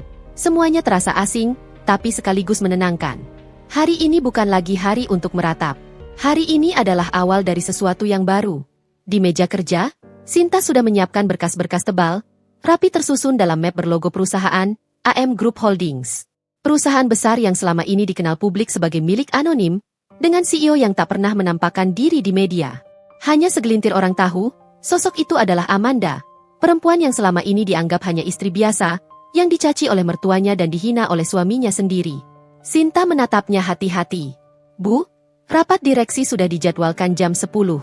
Semua cabang akan ikut melalui video conference. Apakah ibu yakin ingin tampil langsung kali ini?" Amanda menutup map terakhir, menatapnya dengan mata tenang. "Aku sudah terlalu lama bersembunyi di balik nama samaran. Sudah saatnya mereka tahu siapa yang sebenarnya memegang kendali." Sinta mengangguk, lalu berdiri menyiapkan jas putih yang biasa Amanda kenakan saat tampil formal. Amanda memandang pantulan dirinya di cermin, wajah yang dulu penuh air mata kini tampak tegas, dingin, dan matang. Tak ada lagi sisa istri yang meratap karena pengkhianatan. Yang tersisa hanyalah perempuan yang siap menuntut balas dengan keanggunan. Ketika jam menunjukkan pukul 10 tepat, layar laptop besar di hadapannya menampilkan belasan wajah direksi dari berbagai kota. Surabaya, Bandung, Medan, hingga Singapura. Semua mata terbelalak begitu Amanda muncul. Karena selama ini hanya mereka dengar suaranya lewat email atau instruksi tertulis. "Selamat pagi," ucapnya dengan nada lembut tapi tegas. "Saya Amanda Putri, pendiri dan pemegang saham utama AM Group." Beberapa orang langsung berbisik pelan di balik layar. Ada yang terlihat terkejut, ada yang tampak menunduk hormat. "Selama ini saya mempercayakan banyak hal pada tangan kalian. Dan kalian telah membawa perusahaan ini tumbuh jauh lebih besar. Tapi mulai hari ini, saya akan kembali aktif memantau semua keputusan penting." Seorang direktur senior, Pak Adi, mengangkat tangan. "Bu Amanda, kami merasa terhormat. Tapi apakah keputusan ini ada hubungannya dengan rumor merger dengan PT Mahardika Invest?" Amanda tersenyum samar. "Ya, dan mungkin banyak dari kalian belum tahu, pemilik utama PT Mahardika adalah seseorang yang sangat dekat dengan saya." Sinta yang berdiri di belakang kursinya tahu betul arah pembicaraan itu. Ia menahan napas, sementara Amanda melanjutkan dengan nada yang lebih dalam. "Beberapa bulan terakhir, saya menemukan indikasi penyalahgunaan wewenang, pengalihan dana, dan pemindahan aset pribadi saya yang dilakukan tanpa izin. Semuanya atas nama orang yang dulu saya percayai." Ruangan hening. Tak ada yang berani bersuara. Amanda menatap layar, menatap satu persatu wajah yang kini menunduk. "Saya tidak akan menyebut namanya di sini. Tapi saya ingin kalian tahu, saya tidak butuh belas kasihan. Saya hanya butuh kebenaran. Dan mulai sekarang, semua laporan keuangan akan langsung masuk ke meja saya." Ia menutup rapat dengan tegas, lalu berdiri. Sinta menatapnya kagum sekaligus lega. "Saya pikir tadi ibu akan menyebut nama Pak Rizal." Amanda menatap keluar jendela. "Belum saatnya. Aku ingin mereka merasa aman dulu. Biarkan mereka bernafas. Agar saat ku tarik karpet di bawah kaki mereka, semua jatuhannya terasa sempurna." Sinta mengangguk pelan. Ia tahu, Amanda bukan lagi perempuan yang sama seperti dulu. Dalam diam, ia sudah menjadi badai yang menunggu waktu untuk datang. Sore menjelang, Amanda memutuskan pulang ke rumah lamanya hanya untuk mengambil beberapa dokumen penting yang tertinggal. Rumah itu kini terasa asing. Pagar sudah berganti warna. Taman depan dipenuhi bunga hias baru, dan di teras terparkir mobil yang berbeda. Ketika ia masuk, seorang asisten rumah tangga baru membukakan pintu. "Permisi, saya ingin bertemu Bu Siti," ujar Amanda sopan. Asisten itu menatap ragu. "Maaf, Bu, tapi ibu siapa?" "Ya." Amanda tersenyum tipis. "Pemilik rumah ini." Saat itulah Bu Siti muncul, mengenakan kebaya baru, wajahnya tampak lebih berseri dari terakhir kali Amanda lihat. "Oh, jadi kamu masih berani datang ke sini?" ujarnya dengan nada mengejek. "Kau pikir kami butuh sesuatu darimu? Aku hanya ingin mengambil beberapa dokumen milikku yang tertinggal. Setelah itu aku pergi." "Dokumen apa?" "Rumah ini sudah jadi milik Rizal. Kau nggak punya hak apa-apa lagi." Amanda menatapnya dalam, kemudian berkata pelan tapi mantap. "Belum, Bu. Karena surat balik nama itu belum saya tanda tangani. Dan secara hukum, rumah ini masih atas nama saya." Bu Siti tertegun sejenak. "Apa maksudmu?" Amanda melangkah melewatinya dengan tenang. "Saya hanya butuh waktu 5 menit." Ia masuk ke kamar lamanya, mengambil map merah di laci. Saat hendak keluar, ia melihat foto lama di meja. Foto dirinya, Rizal, dan Bu Siti di hari pernikahannya. Ia menatap lama, lalu perlahan membalikan foto itu menghadap ke bawah. "Cukup," bisiknya. Begitu ia keluar, Ica sudah berdiri di ruang tamu. Rambutnya ditata rapi, pakaian mewah menempel sempurna di tubuhnya. "Oh, rupanya kau sempat kesini," ucap Ica dengan senyum menyeringai. "Kupikir kau sudah malu keluar rumah setelah diceraikan." Amanda menatapnya tanpa ekspresi. Tidak semua orang punya waktu untuk merasa malu. Beberapa lebih memilih memperbaiki hidupnya. Ica tertawa kecil. "Hidupmu? Kau pikir bisa apa tanpa Rizal? Dia sekarang direktur di Mahardika Invest. Posisi yang tidak akan pernah bisa kau dapat." Amanda berjalan mendekat, berhenti hanya sejengkal darinya. Tatapannya tajam tapi suaranya tetap tenang. "Pastikan kau tahu dengan siapa kau sedang bermain, Ica. Karena kadang, Orang yang paling kalian remehkan justru yang paling berbahaya. Ica memutar mata, lalu melenggang pergi dengan tawa kecil. Ah, perempuan ditinggal suami memang selalu merasa dirinya korban. Sudahlah, Amanda. Dunia ini bukan tempat untuk orang lembek. Amanda menatap punggungnya, lalu berkata lirih, aku akan buktikan siapa yang lembek. Ia meninggalkan rumah itu tanpa menoleh lagi. Setiap langkahnya seperti janji yang diukir di udara. Janji untuk menuntut keadilan, bukan dengan air mata, tapi dengan kekuatan. Malamnya, ia menerima telepon dari Sinta. Bu, laporan yang ibu minta sudah selesai. Kami menemukan beberapa transaksi atas nama Pak Rizal yang mengalir ke rekening pribadi atas nama Ica Pramesti. Jumlahnya tidak kecil.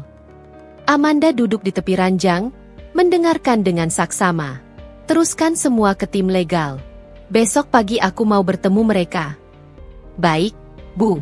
Dan satu lagi, PT Mahardika sedang mempersiapkan acara besar besok malam, pengumuman merger dengan perusahaan baru. Nama yang digunakan mereka cukup mirip dengan AM Group. Sepertinya ada niat meniru. Amanda terdiam sejenak, lalu tersenyum kecil. Baik, siapkan aku undangan untuk hadir. Tapi jangan lewat jalur resmi. Aku ingin datang tanpa diketahui siapapun.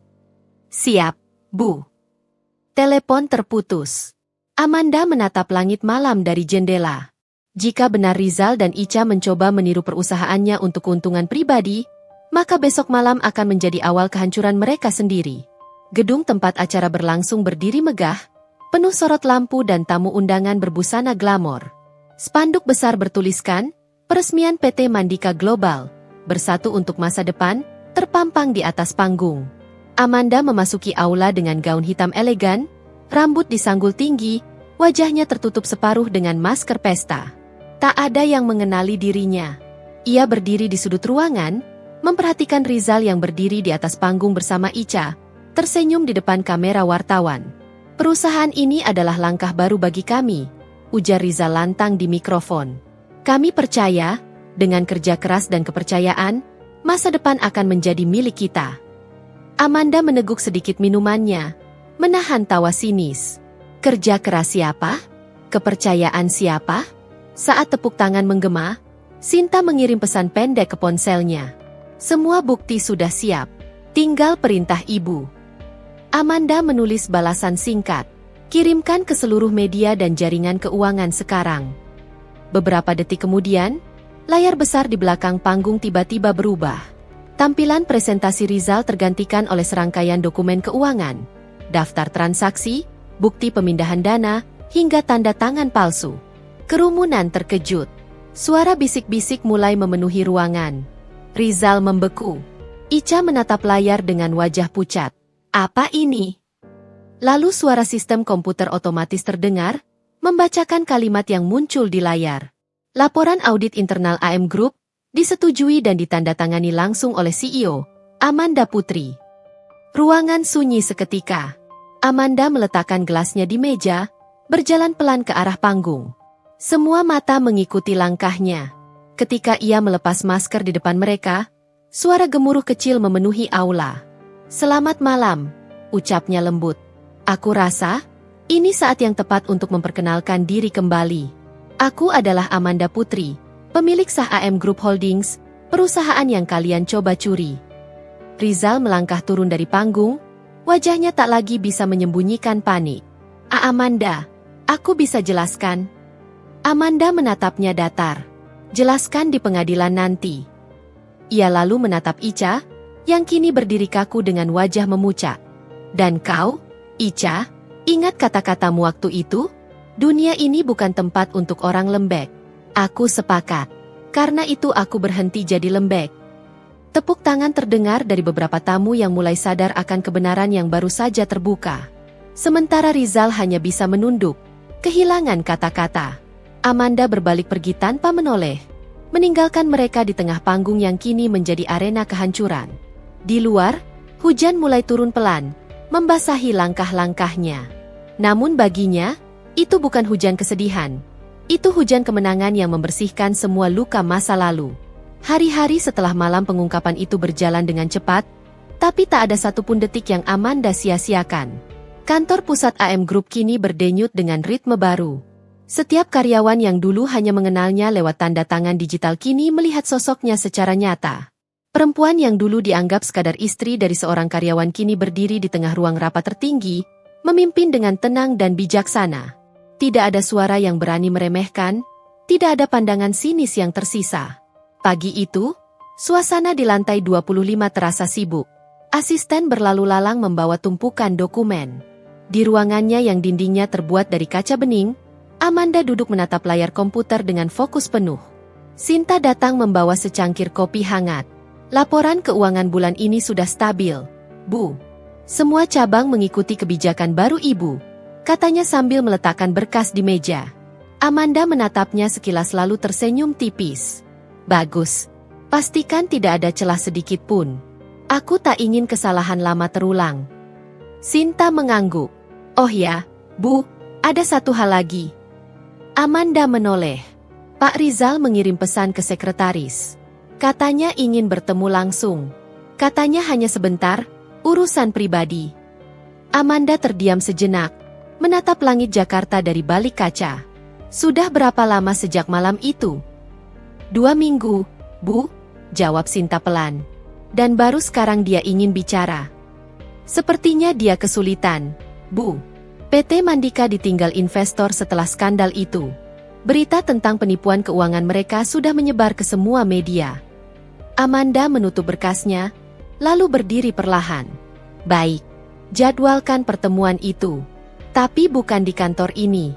Aku tidak mau mencampur urusan pribadi dengan bisnis. Di mana, Bu? Amanda menatap keluar jendela, bibirnya melengkung kecil.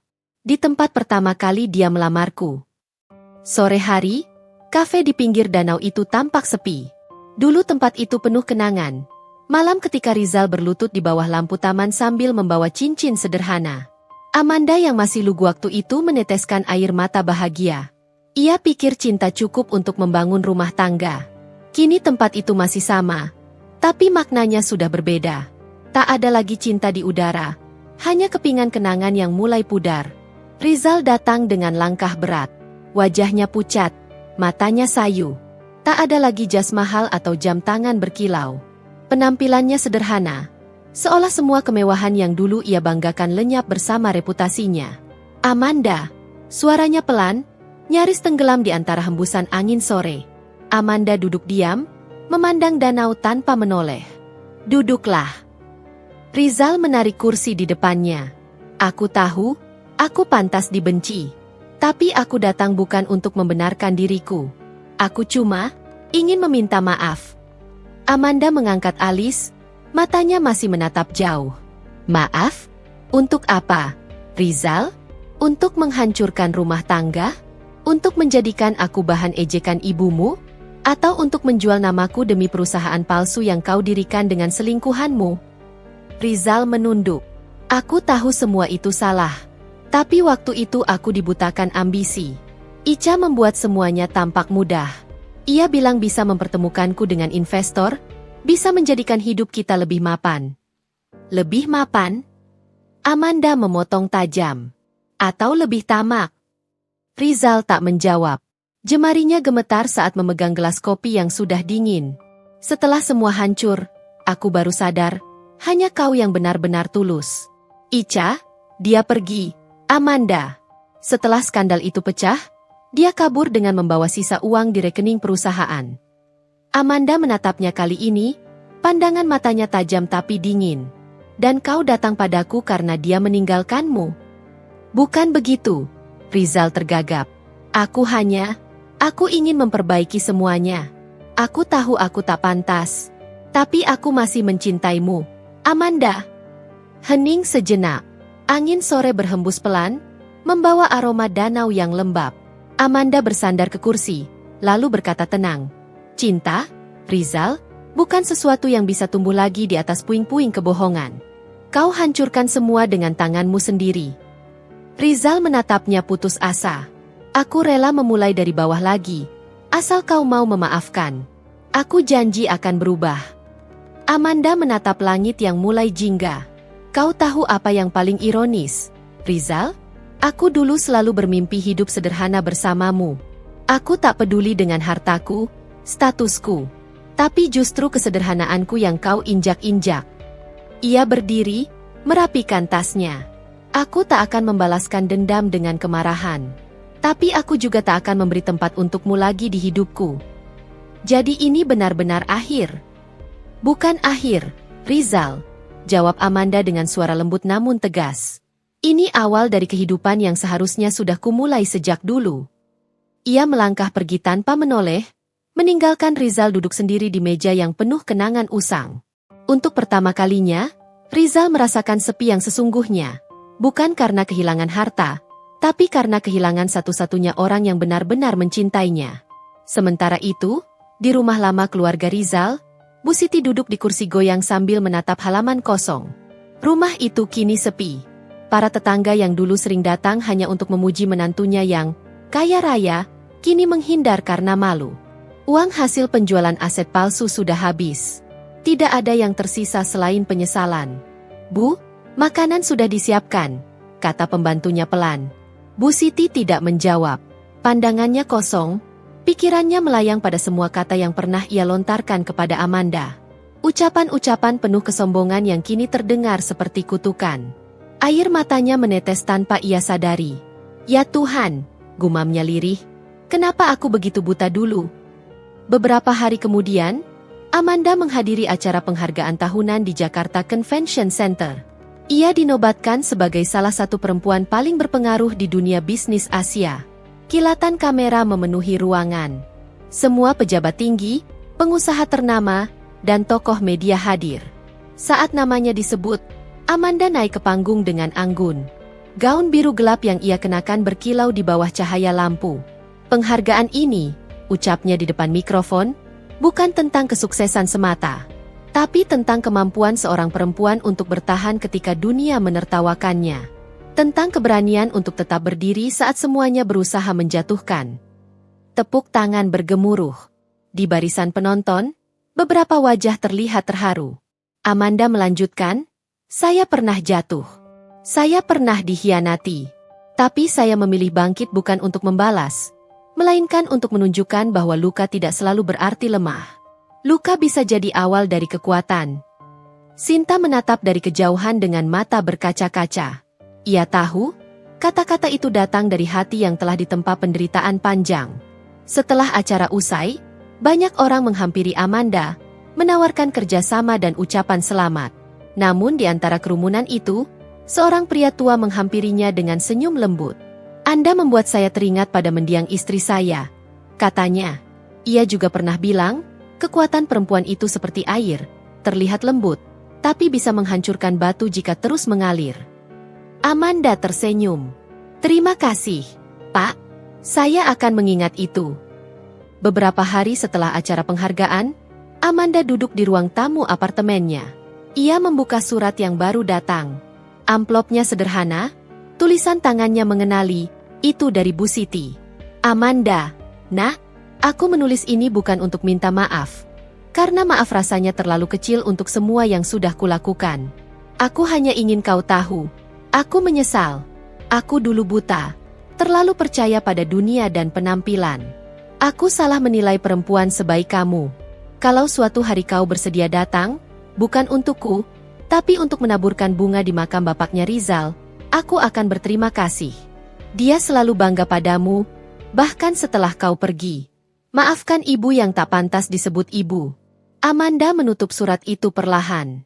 Hatinya bergetar, tapi tidak lagi dengan kemarahan. Ia tahu, beberapa luka memang tidak perlu dihapus. Cukup diterima, agar tak tumbuh jadi dendam. Malamnya, ia pergi ke makam itu sendirian. Di bawah cahaya bulan, ia menaburkan bunga dengan tangan gemetar. Pak, bisiknya pelan, kalau bapak masih ada, mungkin semua tak akan begini. Tapi terima kasih sudah pernah menerima aku apa adanya. Air matanya jatuh satu dua, tapi kali ini bukan karena sakit, melainkan karena kelegaan. Ia berdiri, menatap langit malam.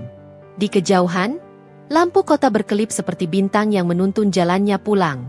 Beberapa minggu kemudian, Sinta masuk ruang kerja Amanda sambil membawa tablet. Bu, Kita baru menerima laporan. PT Mandika resmi dinyatakan bangkrut. Semua aset disita. Amanda hanya mengangguk pelan. Biarkan proses hukum berjalan. Aku tak ingin menyentuh apapun yang berhubungan dengan mereka. Tapi Bu, ada satu hal lagi, lanjut Sinta. Bu Siti dirawat di rumah sakit. Katanya ingin bertemu dengan ibu sebelum kondisinya memburuk. Amanda terdiam cukup lama. Matanya menatap kosong ke jendela, ke arah langit yang mendung. Lalu ia berdiri. Baik, siapkan mobil. Di rumah sakit, tubuh Bu Siti tampak lemah. Rambutnya menipis, wajahnya pucat. Tapi begitu Amanda masuk, matanya langsung terbuka dan menatap penuh air mata. Amanda, suaranya nyaris tak terdengar. Kau datang. Amanda mendekat, menggenggam tangan tuanya. Iya, Bu. Saya datang. Air mata jatuh dari sudut mata Bu Siti. Maafkan Ibu, Nak. Semua ini karena keserakahan Ibu. Kau benar-benar wanita kuat. Aku bodoh karena tidak pernah melihat itu. Amanda menunduk, menggenggam lebih erat. Sudahlah, Bu. Saya sudah memaafkan semuanya sejak lama. Yang penting Ibu tenang sekarang. Bu Siti tersenyum samar. Kau tetap memanggilku Ibu. Tentu. Karena bagaimanapun, Ibu pernah jadi bagian dari hidup saya. Beberapa menit kemudian, monitor di sisi ranjang berbunyi pelan. Detak jantung itu melemah. Amanda menatap wajah tua itu dengan mata berkaca-kaca, lalu menunduk memberikan ciuman di punggung tangan Bu Siti. Istirahatlah dengan tenang, Bu. Malam itu, Amanda berdiri di balkon apartemennya. Angin malam berhembus lembut, membawa aroma hujan. Ia menatap kota yang berkilau di bawah sana. Hidupnya kini penuh, bukan karena harta atau jabatan, tapi karena kedamaian yang ia temukan setelah melewati badai panjang. Ponselnya berdering, pesan dari Sinta. Besok rapat dengan investor Jepang, Bu. Mereka sangat antusias bekerja sama. Amanda membalas singkat. Siapkan semuanya. Kita mulai bab baru. Ia menatap cermin di ruang tamu. Wajah yang dulu sering basah air mata kini terlihat tenang, kuat, dan hidup. Perempuan itu bukan lagi istri yang dikhianati. Ia adalah dirinya sendiri, seorang Amanda yang akhirnya berdamai dengan masa lalu dan memeluk masa depan dengan kepala tegak. Aku tak lagi mengingat dengan jelas kapan terakhir kali melihat wajah Rizal tanpa bayang-bayang keserakahan. Mungkin sudah terlalu lama sejak cinta kami berubah menjadi medan pembuktian harga diri dan kebodohan. Kini, semuanya seolah berganti peran. Mereka yang dulu memandangku rendah, kini datang mengetuk pintu dengan langkah gemetar, menunduk, meminta sisa belas kasihan yang dulu mereka buang bersama air mataku. Hari itu, aku baru saja keluar dari ruang rapat direksi. Suara langkah kaki menggema di koridor panjang yang dikelilingi kaca tinggi. Pantulan wajahku di sana terlihat berbeda, dingin, tenang, dan sedikit asing. Seperti perempuan baru yang lahir dari reruntuhan dirinya sendiri. Aku berjalan pelan, menikmati setiap desiran langkah di lantai marmer, hingga langkah seseorang berhenti di ujung koridor. Tubuhnya gemetar. Pakaian yang dulu selalu rapi kini tampak kusut. Rambut yang dulu disisir licin ke belakang kini acak-acakan. Rizal berdiri di sana, memandangku dengan mata merah dan wajah pucat. Amanda, suaranya bergetar, lirih, penuh penyesalan yang seolah tak tahu harus disalurkan kemana. Aku berhenti 2 langkah di depannya. Tidak ada kemarahan tersisa. Tidak juga cinta. Hanya rasa kosong yang menenangkan. Ada perlu apa kamu datang ke sini? Tanyaku pelan, tapi cukup membuatnya menunduk semakin dalam. Ia menggenggam erat map coklat di tangannya, lalu menyodorkannya dengan gemetar. Aku butuh bantuanmu. Perusahaan kecil yang aku bangun bersama Ica, kami bangkrut. Semua investor menarik diri. Aku tidak tahu harus kemana lagi. Sekilas, aku menatap map itu tanpa niat mengambil. Dalam pikiranku berputar cepat bayangan masa lalu. Malam-malam ketika aku menunggunya pulang, hari-hari di mana ia memandangku seperti beban, dan wajah Ica yang angkuh menertawaiku di depan umum. Dan kini, mereka datang padaku, bukan untuk cinta, tapi karena keputusasaan. Kenapa kamu pikir aku masih peduli? Tanyaku dengan nada datar. Rizal menggigit bibirnya. Matanya berkaca-kaca. Aku tahu aku salah. Aku bodoh. Aku dibutakan oleh janji manis dan harta yang ternyata semu. Tapi tolong, setidaknya bantu aku sekali ini saja. Bukan untukku, tapi untuk menyelamatkan pekerja-pekerja yang masih tersisa. Aku memandangi wajahnya lama. Ada ketulusan yang terselip, tapi juga aroma penyesalan yang terlambat. Aku menarik napas dalam, lalu berjalan melewatinya tanpa menjawab. Tubuhku melangkah tenang, sementara langkahnya terdengar mengikuti dari belakang. Amanda, kumohon, aku tidak punya siapapun lagi, ucapnya lirih. Aku berhenti lagi, menatap keluar jendela tinggi yang menampilkan kota di bawah sana. Megah, sibuk, dan tak peduli pada siapapun yang terjatuh. Lucu ya, Rizal. Dulu aku juga tidak punya siapapun. Tapi kalian tidak peduli. Sekarang kamu rasakan sendiri rasanya berdiri di tempat paling bawah. Ia terdiam. Tidak membantah, tidak menjelaskan. Mungkin ia tahu, tak ada kalimat yang bisa menebus kesalahan yang terlalu dalam. Beberapa hari kemudian, kabar tentang Ica mulai tersebar. Perusahaan milik mereka benar-benar runtuh. Dan gosip tentang utang yang menumpuk membuat namanya jadi bahan ejekan di kalangan sosialita. Aku tidak tertawa mendengarnya. Tidak juga merasa puas. Aku hanya diam, seperti orang yang menyaksikan film tentang kehidupan orang lain. Namun suatu pagi, sekretarisku masuk dengan wajah cemas. Bu Amanda, ada seorang wanita yang memaksa masuk. Mengaku mengenal ibu secara pribadi. Aku menatapnya sejenak, lalu berkata pelan, suruh dia masuk. Tak lama kemudian, pintu terbuka. Tubuh itu nyaris tak kukenali. Rambut pirang yang dulu berkilau kini kusam dan tak terurus. Wajah cantik yang dulu dipoles sempurna kini tampak pucat dan penuh garis lelah. Ica berdiri di hadapanku dengan langkah goyah. Kamu, bisikku tanpa emosi. Ia menunduk, air matanya jatuh begitu saja. Amanda, aku datang bukan untuk minta maaf. Aku hanya ingin bilang, kamu menang. Aku mengernyit ringan. Menang? Ini bukan permainan, Ica. Tapi aku sudah kalah dalam semua hal, katanya dengan suara pecah. Rizal meninggalkanku. Ia kabur entah kemana setelah semua ini hancur. Aku tidak punya uang, tidak punya tempat tinggal. Semua orang menjauhiku. Kamu bahagia sekarang, kan? Aku menarik napas panjang, lalu berdiri dari kursi. Tidak, Ica. Aku tidak bahagia karena kamu menderita. Aku bahagia karena akhirnya aku bisa melihat siapa sebenarnya yang tulus dan siapa yang palsu. Ia menangis makin keras. Aku pikir aku bisa merebut kebahagiaanmu. Tapi ternyata yang aku rebut hanya kebencian dan keserakahan. Aku berjalan pelan menghampirinya. Untuk sesaat, aku hanya memandang matanya yang kosong. Dulu aku pernah berkata padamu, setiap tindakan ada konsekuensinya. Kamu memilih jalurmu sendiri. Dan sekarang, kamu memetik hasilnya. Ia terisak. Aku tahu. Tapi tolong, setidaknya izinkan aku bekerja di perusahaanmu.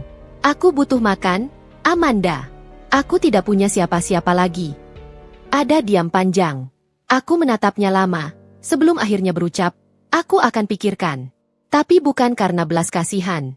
Aku ingin kau belajar arti tanggung jawab dan kerendahan hati. Ia menunduk dalam, menitikan air mata di lantai ruanganku yang bersih. Terima kasih, Amanda. Setelah ia pergi, aku duduk kembali dan menatap keluar jendela. Langit sore itu berwarna keemasan.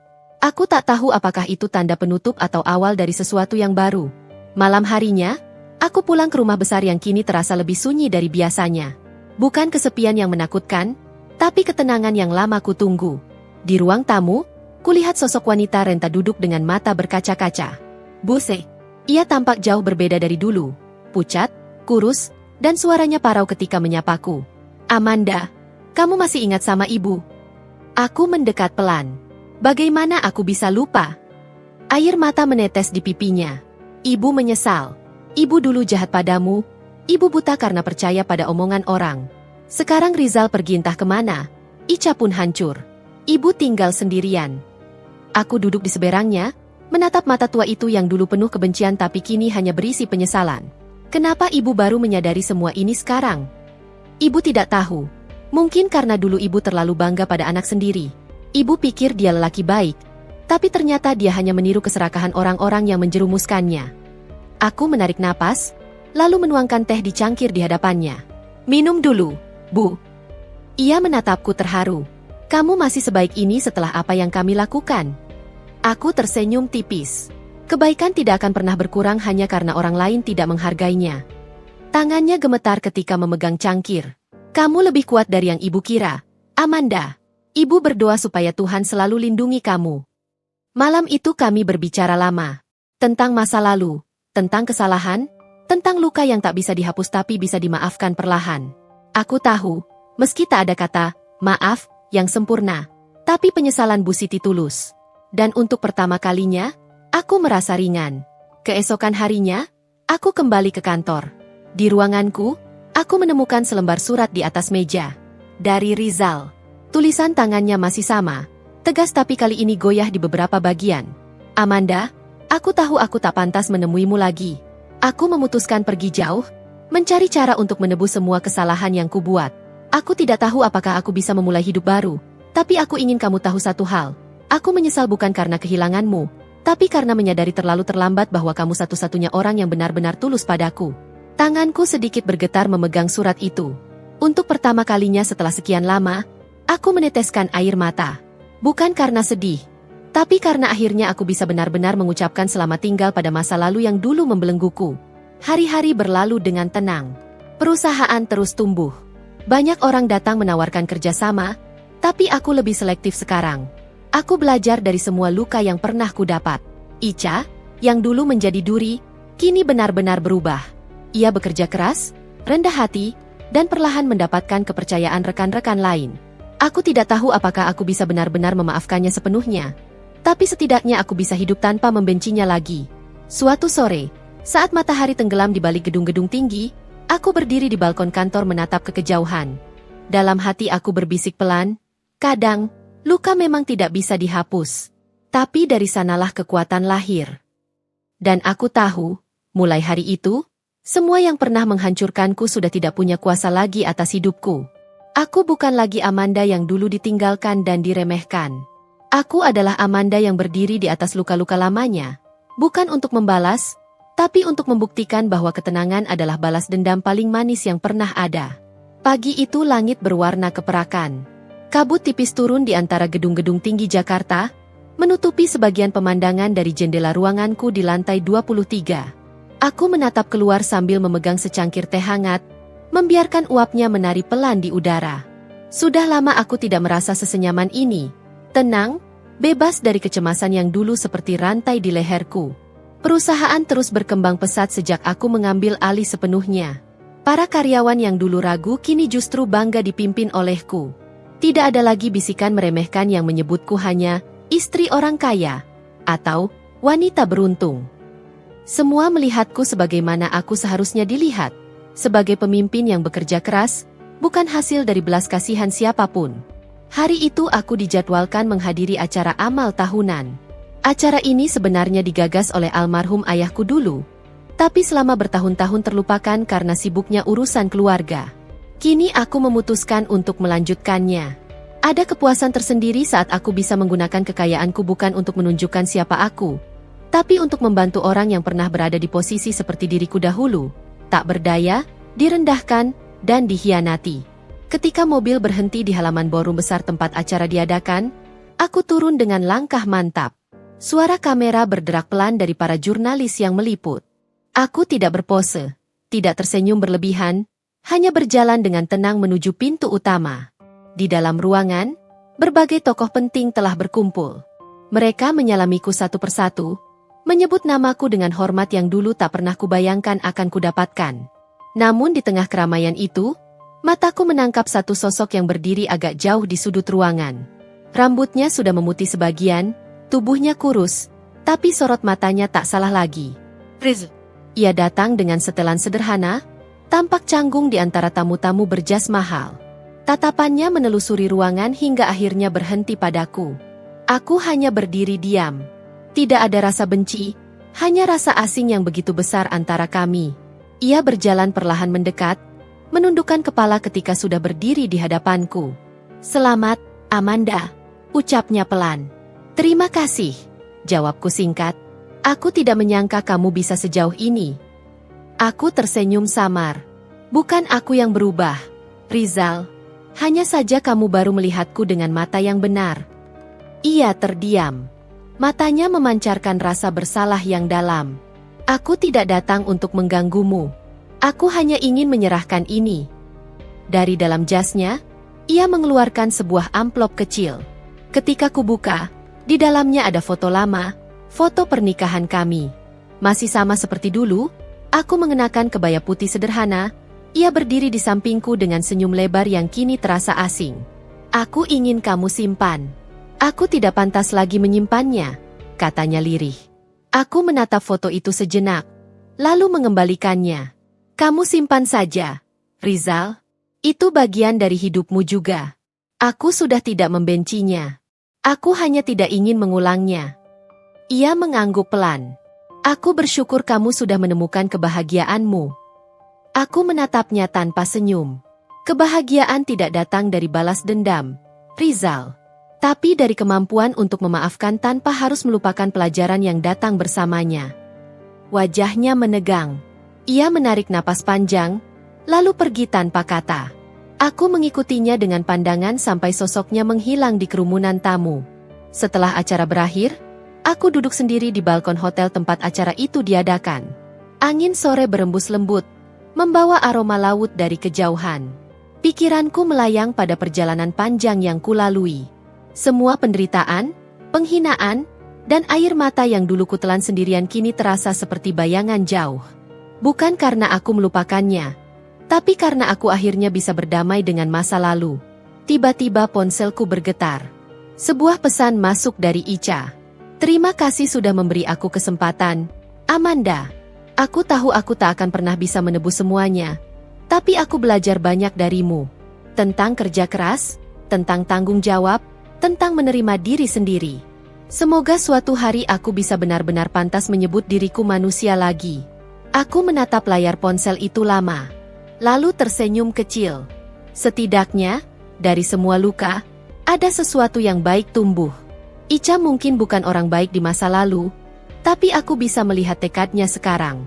Setiap orang berhak mendapatkan kesempatan kedua, asal mau memperbaiki dirinya dengan sungguh-sungguh. Beberapa minggu setelah itu, aku mendapat undangan dari panti asuhan di pinggiran kota yang dulu hampir bangkrut. Kini panti itu dikelola dengan dana dari yayasan baruku. Aku datang tanpa pengawal, hanya membawa beberapa buku dan bingkisan kecil. Anak-anak menyambutku dengan tawa ceria. Salah satu dari mereka, gadis kecil berusia sekitar 8 tahun, menatapku dengan mata berbinar. Bu Amanda, kenapa ibu mau bantu kami? Tanyanya polos. Aku tersenyum dan mengelus kepalanya. Karena dulu, ibu juga pernah butuh seseorang yang mau percaya pada ibu. Kalimat itu keluar begitu saja, tapi begitu dalam maknanya bagiku. Dalam hidup ini, tak ada yang lebih berharga daripada rasa percaya pada diri sendiri. Ketika semua orang meninggalkanmu, yang tersisa hanyalah keberanian untuk tetap berdiri, meski dunia memaksamu jatuh. Sore itu aku duduk di teras panti, memandangi langit yang mulai berwarna jingga. Ada ketenangan yang tak bisa digambarkan dengan kata-kata. Aku tahu perjalanan ini belum berakhir. Hidup tidak pernah benar-benar berhenti di satu titik. Tapi untuk pertama kalinya, aku tak lagi takut akan hari esok. Aku teringat ucapan ayahku dulu. Anak perempuan, jangan pernah menyerah hanya karena dunia berkata kau lemah. Dunia takkan berhenti memandang rendahmu, tapi kamu bisa membuatnya menunduk dengan kerja keras. Kini aku mengerti sepenuhnya. Aku tidak menundukkan dunia dengan kemarahan, melainkan dengan keteguhan hati. Beberapa bulan kemudian, aku mendengar kabar dari seseorang bahwa Rizal memutuskan pindah keluar kota. Ia membuka bengkel kecil dan hidup sederhana. Tak ada kabar buruk, tak ada gosip buruk. Hanya kehidupan baru yang jauh dari gemerlap. Aku tidak pernah menemuinya lagi setelah acara itu, dan aku juga tidak berencana untuk melakukannya. Biarlah masa lalu tetap di tempatnya. Aku sudah punya jalan sendiri, jalan yang kubangun dengan luka, air mata, dan keyakinan bahwa setiap perempuan bisa bangkit, tak peduli seberapa keras dunia mencoba menjatuhkannya. Malam terakhir di penghujung tahun, aku berdiri di depan jendela besar rumahku, menatap kembang api yang meledak di langit. Suaranya menggema, warna-warni cahayanya menari di udara. Aku mengangkat gelas berisi air putih. Kebiasaanku sejak dulu setiap kali ingin memulai sesuatu. Untuk semua luka yang sudah sembuh, bisikku pelan, dan untuk semua hal baik yang akan datang. Dari cermin di dekat jendela, aku melihat bayangan diriku sendiri. Perempuan itu bukan lagi Amanda yang menangis karena dikhianati, Bukan Amanda yang dipermalukan oleh mertua atau ditinggalkan karena wanita lain. Ia adalah Amanda yang menemukan kembali dirinya, yang belajar bahwa kekuatan sejati bukan datang dari harta, tapi dari keberanian untuk tetap lembut meski dunia memperlakukanmu dengan kasar. Aku menutup mata sebentar, lalu tersenyum. Tidak semua cerita butuh balas dendam untuk punya akhir yang indah. Kadang, cukup dengan ketenangan dan kemampuan untuk memaafkan, hidup sudah membalas dengan cara paling halus. Membiarkan mereka yang pernah menyakitimu belajar dari kejatuhan mereka sendiri, sementara kamu melangkah lebih tinggi tanpa menoleh lagi. Dalam hati aku tahu, setiap perempuan yang membaca kisahku harus mengerti satu hal. Kita boleh hancur, tapi kita tidak boleh berhenti. Dunia boleh menertawakanmu hari ini, tapi suatu saat mereka akan melihatmu berdiri dan menyesali mengapa dulu mereka tak percaya. Karena tak ada yang lebih kuat dari hati seorang perempuan yang terluka tapi memilih untuk tidak membalas dengan kebencian. Malam makin larut. Aku menatap langit yang kini kembali gelap, dan entah mengapa, aku merasa damai. Aku sudah sampai di tempat yang seharusnya. Aku sudah pulang, bukan ke rumah, tapi ke diriku sendiri. Harga diri tidak bisa ditentukan oleh orang lain. Pengkhianatan, penghinaan, bahkan kehilangan bisa menghancurkan segalanya. Tetapi tidak akan mampu memadamkan cahaya seseorang yang percaya pada dirinya sendiri. Balas dendam paling manis bukan dengan membuat orang lain jatuh, melainkan dengan membuktikan bahwa kamu bisa bangkit tanpa meniru kejahatan mereka. Perempuan yang kuat bukan berarti tak pernah menangis, tetapi mereka yang mampu berdiri tegak setelah air matanya kering. Dan pada akhirnya, kebahagiaan bukan soal siapa yang kau miliki, tapi siapa yang kau pilih untuk menjadi dirimu sendiri.